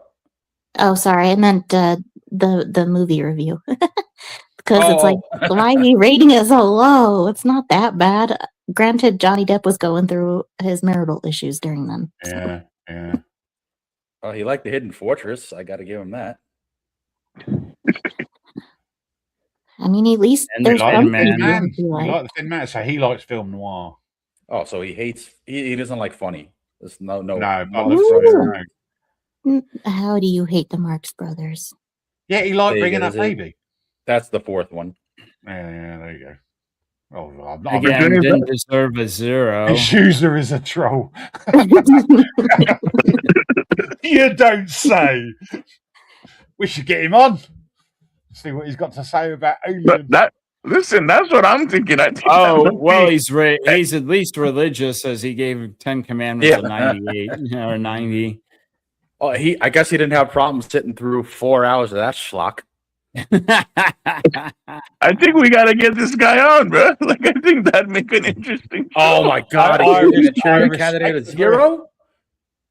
What? Oh, dude. The original. The original, the one of the great. Oh my! Oh, I'll tell you that. I was watching geez. Spider-Man. I was watching Spider-Man. Do you know what they're rebooting with the guy that did Creed? Oh, yeah, he's definitely religious then, because that's a high score for that movie. Yeah, I think No, we're Barry. leaning toward Can I go up? What did he give it number wise? What, 79. Nefarious, above the one right above that. Nefarious, 100. 100. Yeah, he's definitely a religious guy. That is, if anyone hasn't seen Nefarious by Steve Deese or Deese or whoever you say his name, Yeah. it's Wait a actually second. it's actually a good fucking movie. What the hell did I just see? He gave Dune a 0. Dune Part 2. I think it may be. Hold on, it bounced. Which way did it go? Dune Part 2, a 0. He didn't like Zendaya. Okay, it wasn't that bad. He obviously didn't like the first one because he said he exceeds all the awful qualities of its predecessor, which means he hated Dune as well. Well, if he hated Dune, then he's really wrong. He gave All Quiet on the Western one. What? Oh my hell? God! Oh, That's one of the best wow. films ever made. Yeah, no kidding, dude. And from the Get German another job. perspective as well, yeah. How do you not like American Underdog? That was such a good movie. I can just. Oh, At see? least, There you go, Dune, there you 0. go, there's the- At least That's he's even being- worse because Dune was actually good. Yeah, Dune was good. Okay, 0. He's being consistent. I'll give him that. He's Spider-Man hating 3 the would things be that are good. Prestige is I 0. like Spider-Man 3, but Oh, it's come not. on. The Prestige, at least for a Nolan film, was Prestige, probably one of Azuri. the best. Wow. Fuck off. And I like Sahara. We don't need Grant to tell us It's he's a range good. voter. Oh, Sahara was fun. Don't feed the trolls. Incredibles. He gave the Incredible. Is that the original? The original Yeah. Incredible. Oh yeah, Incredibles is quite possibly one of the best Fantastic Four movies ever made. Yeah, exactly. It is the best Fantastic one of the Four best movie superhero ever films made. ever made. Collateral. That's a good movie. That got a 0. Do you know what? I don't mind Sahara. It's Fuck off. It's just long. Wow. Okay. Yeah, that's a throw. Maybe Who hurt you? Passion of the Christ. Wow. He gave a 0. There goes the religion Well, aspect. yeah, what was you Right? Wow. Either that or Yeah, he's a he's Jew. very religious. Wait. Pause. He's a Jew. What did he say about it? What did he say about it? Garbage film. Nothing much. A theologically atrocious film which alters the biblical details and exalts Mary.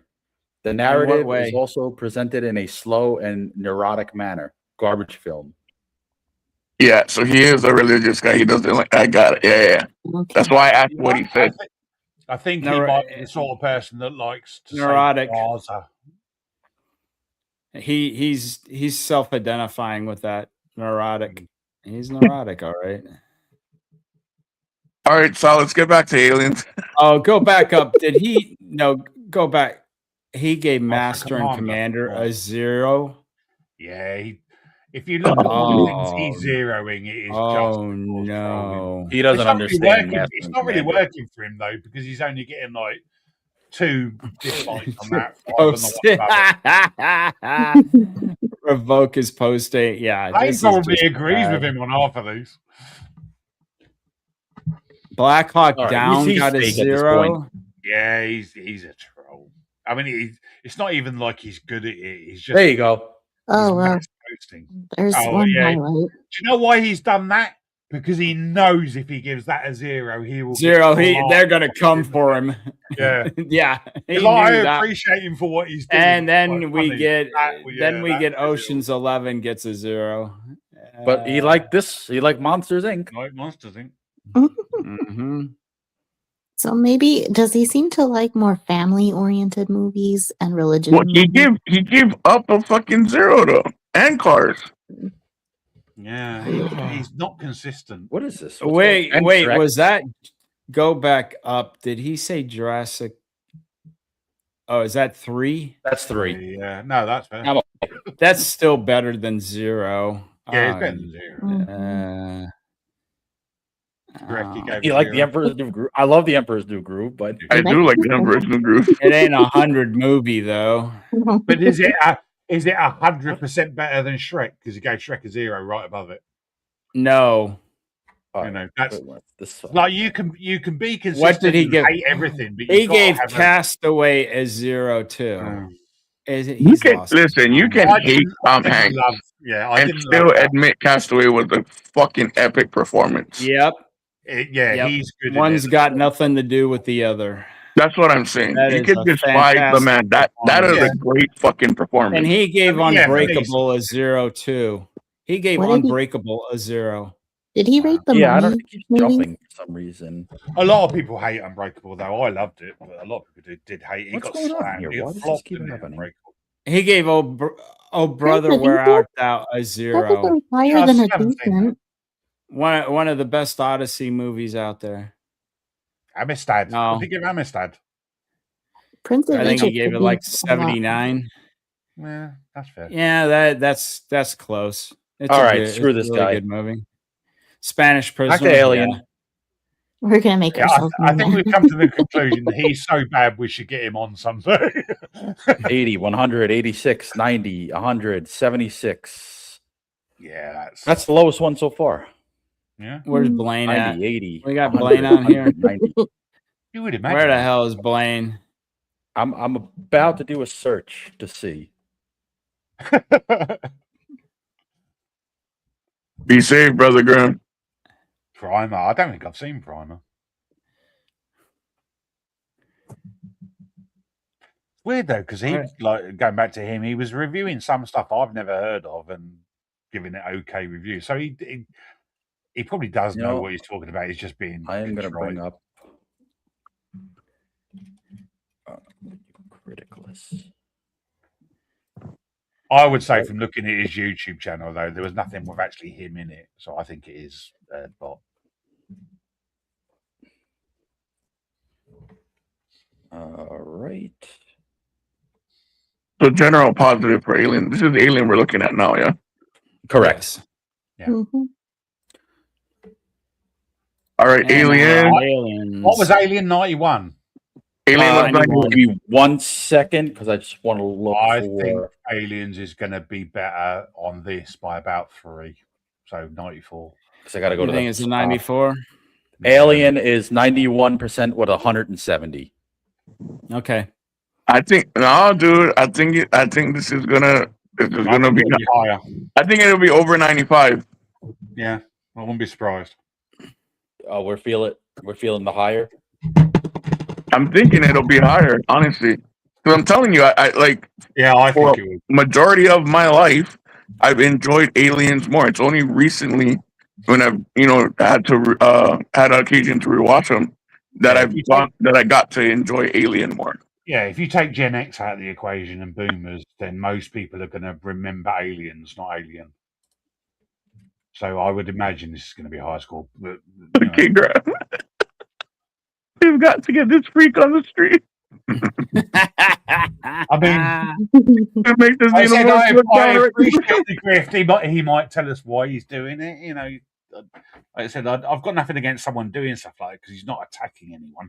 He's just giving his own opinion. But it's quite clearly trolling, though. No, yeah, like, hey, listen, man. If for some reason you're watching, right? You're one of the 90 so people watching right now. Bro, come on. We'll have you on fair shot. We'll treat you fair, bro. I swear to it. Yeah, you can explain your reasonings behind why you give what you give. Yeah. We can all be wrong about stuff. I've been wrong about things that we've talked about. Other people have. But some of those scores are just fucking wild to me, bro. Yeah, they're clearly done to incite a reaction. It looks like Blaine hasn't reviewed Alien or Aliens. Right, someone get hold of him. Oh, fucking roast him for that fucking turkey. He should review every movie that's on. He should review every movie that's posted on here. What is wrong with him? He just probably hasn't. He's a slacker. He shouldn't have time to be on stage. Such a slacker. Doing this constantly. Yeah, exactly. The Odyssey. Yeah, him and Jeremy. All right, so what do we think of Aliens? We said above 91, right? I think 94. I'm going 95 with more reviews. So it was 91 170, right? Yeah, it's 91 170. I think there'll definitely be more reviews.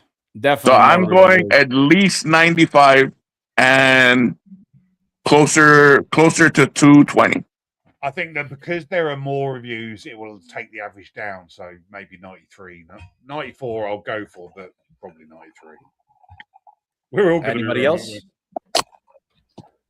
Macarah? Huh? Sorry. What do you think it's going to get percentage-wise? Alien was 91. Do you think Aliens would be higher or lower? Probably higher, maybe. Yeah. So. Yeah. All right, Sal. Come on. Get it. All right. 93 with 142. Wow, get in. Oh, less reviews though. Less reviews. I was wrong. All right. Yeah, but that does mean it will have a higher percentage of higher reviews. So yeah, we're kind of all right there. 92, 100, Juggalo. 100, Juggalo 100, was the first 100, review. 100, 90, 93, 100, 97, 94, 100, 95, 98.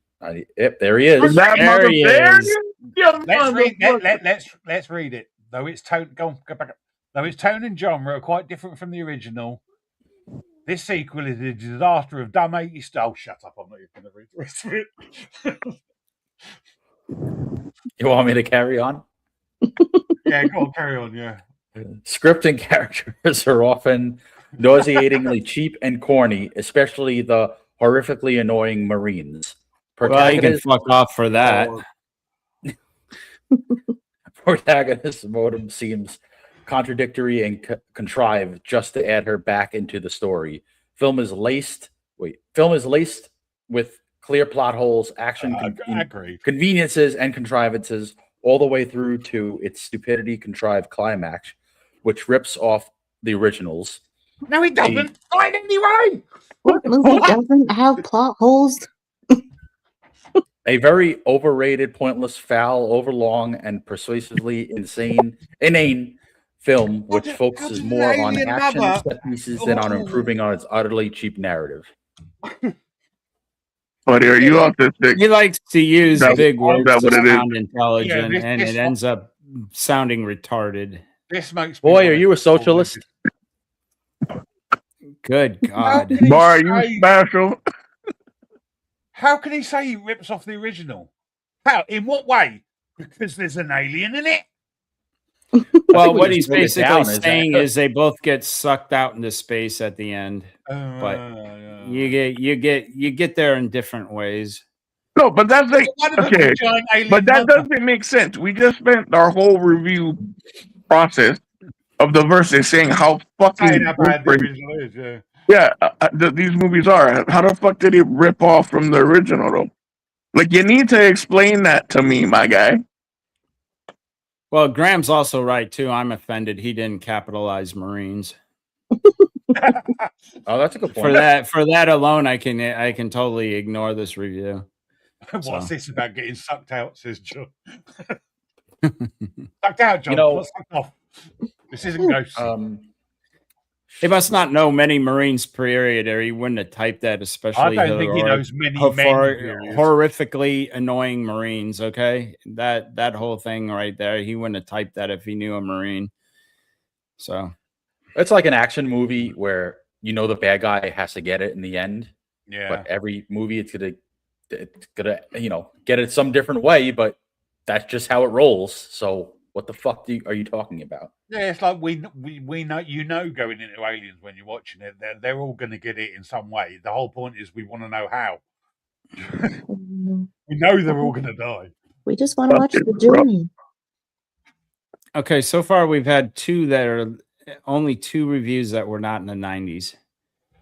On this one, one guy gave us dipped it, and then this Axe Fox gave it a 79. But the only other one was 70. I could be. Was there another 70? Nope, you are correct. I stand corrected.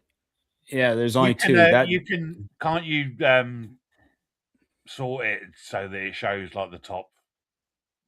I don't think so. I don't think it's that intelligent yet. There you go. There's two more. It really needs to sort itself out. There's two more.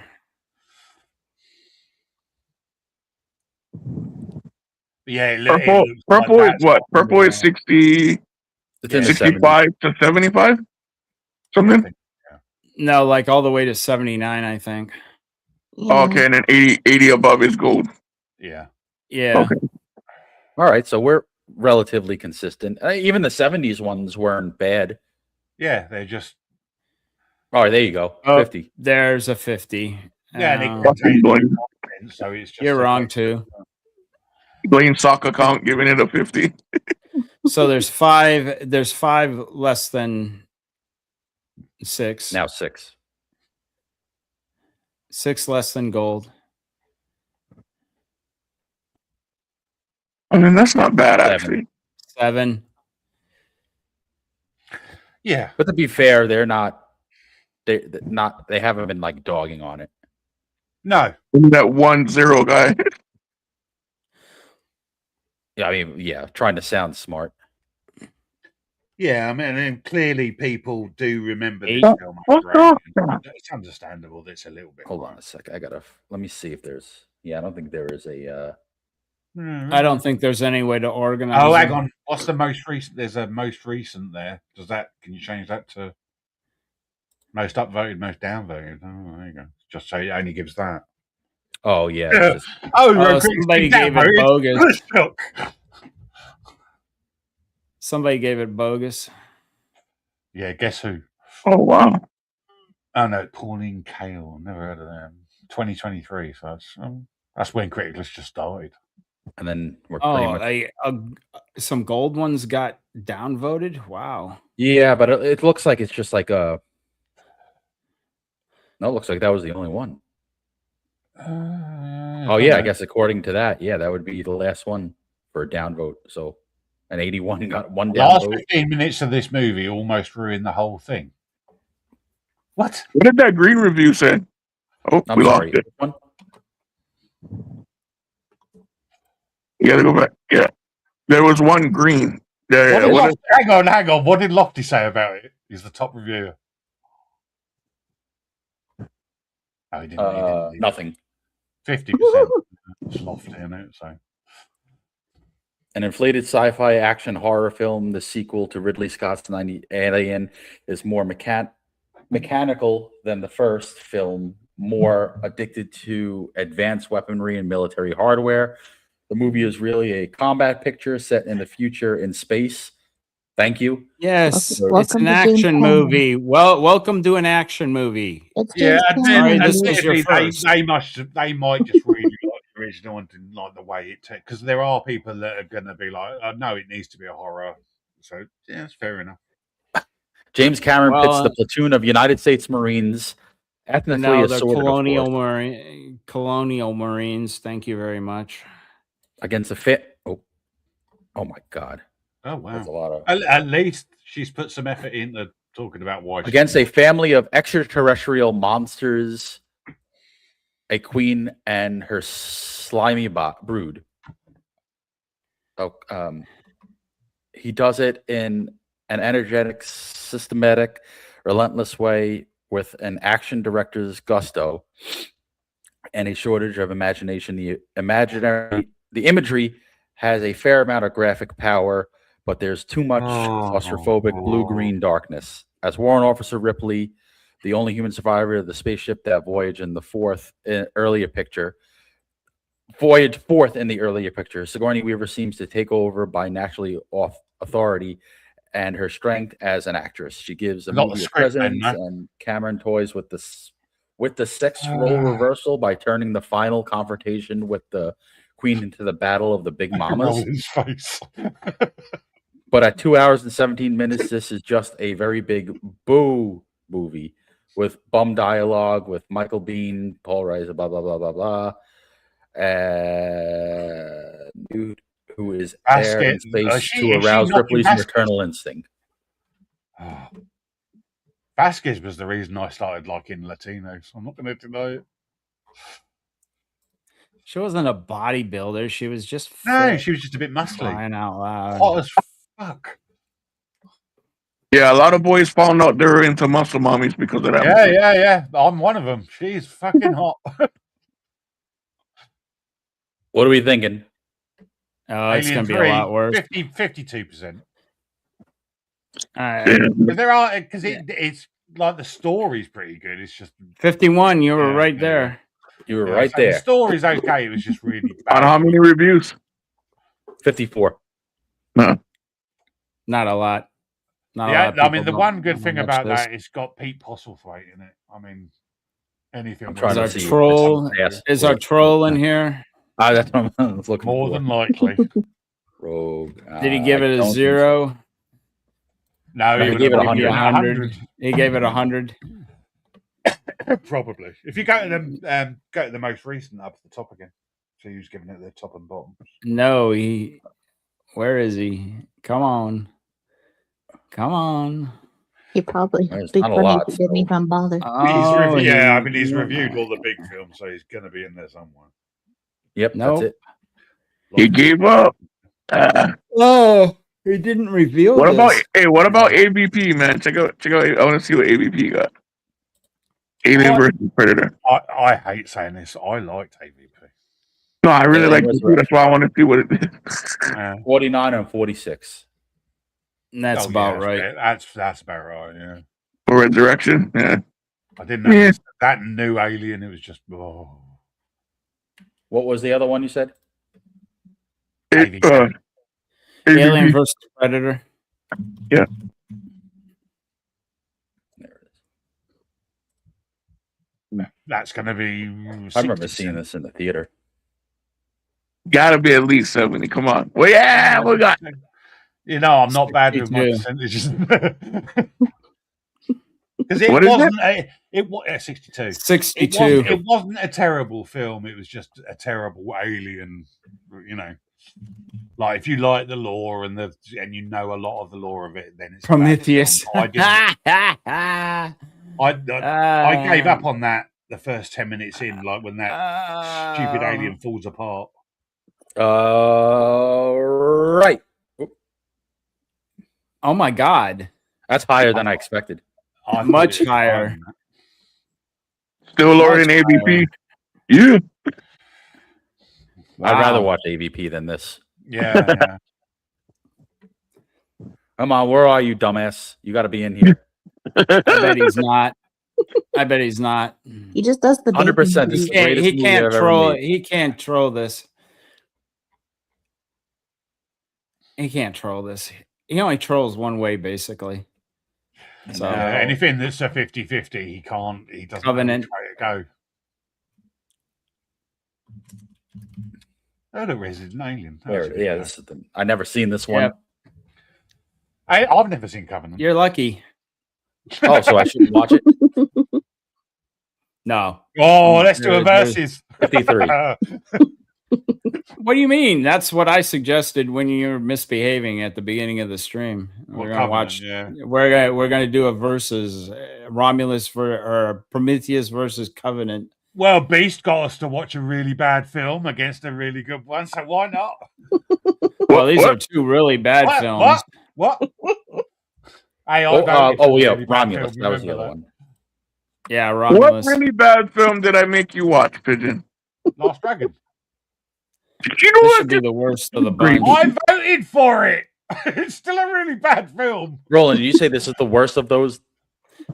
It should be the worst of the bunch. Do you feel it's the worst of the three? Yeah, this one it split people. I have not seen it, so I don't. This should be in the. If this isn't in the 40s or lower, I'm gonna be shocked because this is a horrible. This is a horrible movie. 64. Oh my God! Wow. It has more reviews than it had more than Aliens. Wow. Bad Isn't it taste, just the people. first one remade, essentially? Sort of, yes. It's kind of a regurgitation. Our child might be in here because this is trollable. At 64, he could come in here and troll this. You know, he's artistic. Artistic, not autistic. Artistic or autistic, yeah. Same thing. Surprised he's not. Wow. Okay. I identify as autistic, but that's the ADHD in me.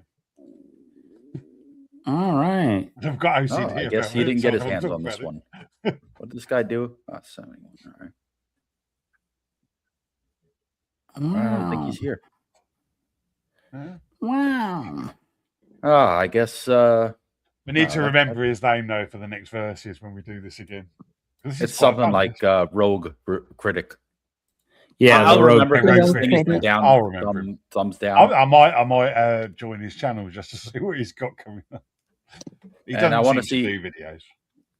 Alien Earth.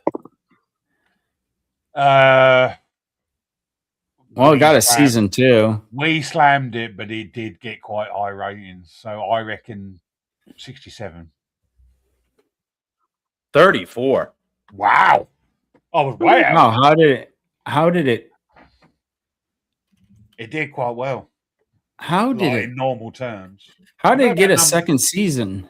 I don't know. Because people, Gen Z, they don't care about the backstory. They just care about what's in front of them at the time, and that's the people who did like it.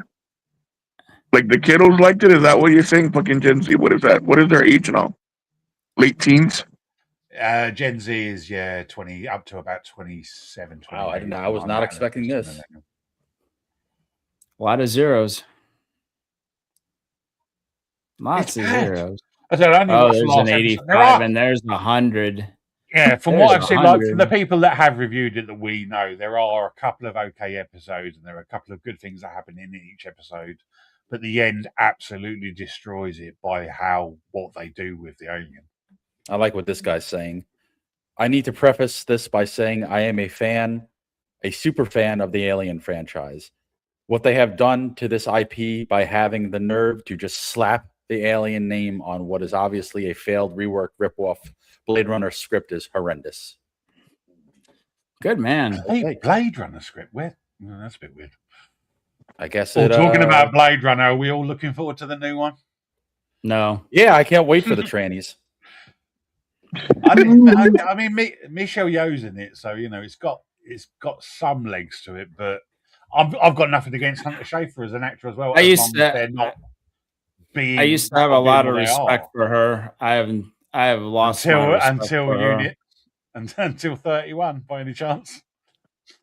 No, actually, it started with Witcher. Oh yeah, the Witcher prequel, Blood Oranges. Yeah. Oh yeah, Blood Oranges. Blood Oranges. You know what the oranges are for? Blood Oranges. Blood Oranges. Yeah, that was bad. Yeah, bad. Like the fucking. I remember watching that Christmas Day. Christmas Day that came out.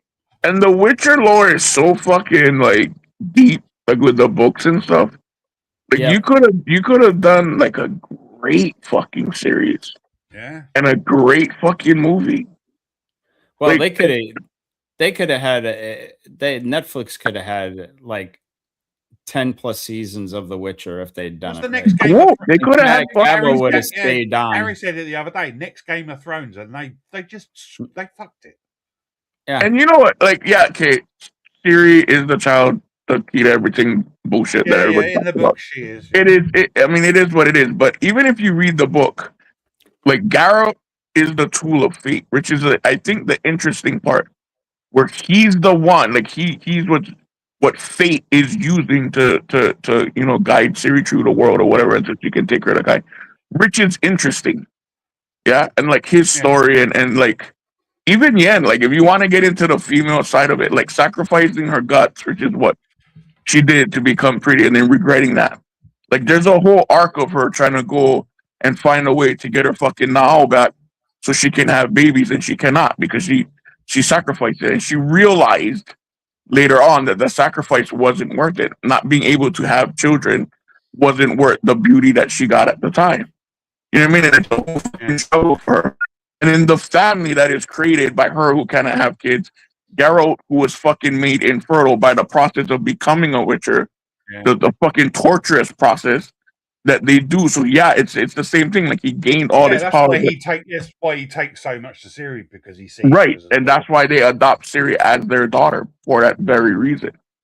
Yeah, it's a heavy fucking story. It's a great fucking story. They missed a lot of things from because I've literally just started reading the books, and I was saying before on stream about it that all the fables and fairy tales that it brings up in the first like 3 chapters of the book, it just rips into the old fairy tales, and you can see where it's going. There's a little bit of humor in it, but you can then see it get a little bit darker, a little bit darker, a little bit darker, to the point you're hooked on the book.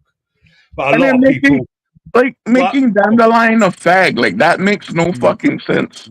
Yeah, I don't get it. To the story, because it doesn't make sense to the books. It doesn't make sense to the games, which is what most people know it from. I certainly know it from. Yeah, Dandelion is a fucking womanizer, and a lot of the stuff that he gets into is because he's fucking around with all these broads.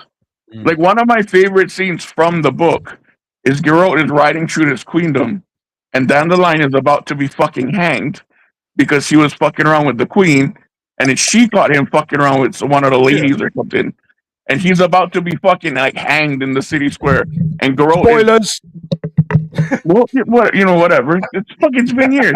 And Geralt and Roach is like kind of fucking skirting the crowd, and he's trying not to be noticed. And Dandelion sees him and he calls him out, and I guess the Witchers have a thing like where they can conscript people for a job.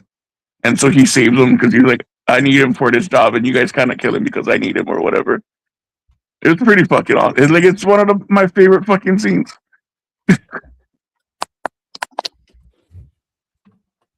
Well, I do like The Witcher 3 when Geralt, although I was tempted to screw him over. I admit that with Geralt. Yeah, when Geralt pretends to be a bad guy and is like pretending to grape this woman or assault her or rob her or something like that, and then Dandelion shows up to save her so he can get back into her good graces. Yeah. And I was just like, dude, I just want to really haul off and punch you in the head. But No, and it's but funny, I guess I'll play this out. it's funny because they do, like he does. Like he does like some Dandelion like a few fucking times for the dumb shit that he does, but they're like brothers. He's like Dandelion is like Geralt's little brother that always gets into trouble and Geralt gotta go save his ass. But he'll always do it because he's his brother. You know what I mean? Yeah. Good show, ruined. All right. I think that is a good point to end on. We had a great fucking show today. We actually ran a little long, being as we started a little late. So I hope y'all. It all rounds itself out, you know. I hope Mr. Rohlin enjoyed his birthday stream with us, man. Many blessings upon you, brother. Happy birthday once again. Thank you, everyone. Yeah. Let's get these outros out of the way, Mr. Spider Unlimited. What we got going on, brother? We'll be back tomorrow, 8 p.m. for the Monday Mashup for a very special retro stream. Should I say? Or does it matter? I don't know if there was a special guest situation. You don't need to mention the special guest, but you can talk about what it's. Yeah, so it's a retro gaming stream. We do have a special guest coming on, and we plan to have a lot of fun. So hopefully y'all can make it back tomorrow. That'll be what time, Spider? 8 p.m. Eastern. 8 p.m. Eastern tomorrow. Yeah. We don't talk about River Raid being one of the best Atari games ever made. Then I'm out. Hey, Miss Deborah, I seen you, my darling. I seen you. We see you. All right, Miss Macarah Matt, where you be at? What you up to? I've been modding, and then we got the streaming for Wednesday for Real Talk, and then I'll be back on Sunday for Mobbing what? Are you beating people up in the streets, Macarah? No, what do you mean mobbing? Modding. I've been modding. Okay. Macarah's out there with her fucking Louisville Slugger and shit. All right, Mr. Livid Pigeon, what you be up to, brother? I've got a personal commission that I'm doing for someone who doesn't know anything about it yet, so I'm doing that. And it's actually behind there. No one can see it, so it's fine. But yeah, I'm doing that, so that's taking up a bit of my time. It's somebody we know. He probably needs a cover for his new book. So I'm having a look at that. I'm trying to do some of that. I'm going to have a look at a couple of retro games tomorrow as well. So we've got some other games to talk about that maybe no one else knows about, sort of thing. River Raid, I just mentioned, is one of the best games ever made. So we could do that. And then I'm going to be streaming Once Human comes out on the 25th, which is tomorrow, I believe. So I'm going to be streaming that. That's coming out on the Xbox. So I'm going to play the shit out of that for a while. Cool. Mr. Rohlin the Wretched, the birthday boy himself. What you up to, man? Where you be at? Well, tomorrow I will be on Monday Night Meltdown with my buddy Ian, and we'll be discussing Lantern Detectives because he hates me. I have to watch that shit tonight. I already know this is going to be a shitty episode. So it was the second episode tonight, is it? Yeah, second episode was a horrible episode. Everybody said it. So I'm going to have to watch that garbage. Wait, did Old Boy really die in the... Sorry, Roland. Did Old Boy really die in the first fucking episode? Yep. Well, there's theories that he was one of the aliens and that he's not dead. And there's people that think that he got offed, and this is how I guess Guy Gardner ends up with the ring. Thank you, Deborah. Sorry, continue your outro, my bad. Guy Gardner ends up with the ring because at the end of the episode you look and you see that Oh God. Now I'm drawing. Hal Jordan doesn't have the ring. He got shot in the head, and he's sitting out in the middle of winter on the bleachers on the football field. So, which is why some people say it's not him because he's not wearing the ring, and he's probably some people say it's not because he's not wearing the ring. It at this point, I'm sure we'll find out at some point if it was him or not. My guess it is him because they can't have. Yeah, they're just going to use his construct, aren't they? And they can't have 3 lanterns running around Earth at the same time. So, and what am I saying? They killed off the best Green Lantern, so they had, but for context, they have killed Hal off several times in the comic book. Yes, they have killed him before, and he's come back as various things. So it isn't beyond. It is part of canon and more, so he can come. I mean, this is Lindelof at doing Lindelof, so you never know what you're going to get here, but. Whatever, it's a horrible show. Don't watch it. It's garbage. Let people like me watch it, and you can just empathize with my misery and watch the animated. So they're better. Speaking of misery, if I get another 230 subs, I will lose a bet with my buddy Ian, and I will be forced to live stream myself reading excerpts from Morning Glory Milking Farm. If you don't know what that is, dude. Hey yo, everybody who's watching right now, subscribe to Rohlin. If you end up having if and when you end up having to do that bet, I will come on and I will do a paragraph with you as well, just so you're not having to suffer it all on your own. Oh my God! No, that wasn't the bet. I have to. The bet was quite specific, and it's and this is revenge for Ian for all the short jokes I've told him through the years. So, well, most of them go over his head anyway. Yeah, they all go over his head. But and I'm on Twitter, Rohlin the Wretched, because Elon Musk is too cheap to give me 2 more letters. He's a trillionaire and he can't give me 2 more letters on X, so whatever. But that's about it. Thanks for indulging me today. Much appreciated. Welcome, and I will be back here next Sunday. Yeah. I am Beastman from Ocean Man Productions. I do up all the animations and most of the art and stuff for the show. Hope y'all enjoyed that intro, that song. That was cool.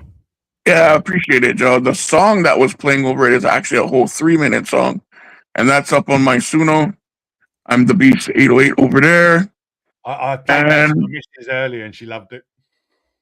Yeah, dude. I had so much fun making that prompt too. It was, I really enjoyed it stuff, and writing the prompts from scratch, and gearing it towards whatever ideas we had for the show is part of it, and I really, really enjoy that. Yeah. And I enjoy that you all enjoy the fucking intros, which is what it's all about. So, you can find me over on X. That's where I drop most of my art and stuff. Find me here, of course. I'll be here tomorrow. And as always, man, tell the ones you love that you love them and remain blessed, everyone. We out. We'll see you soon.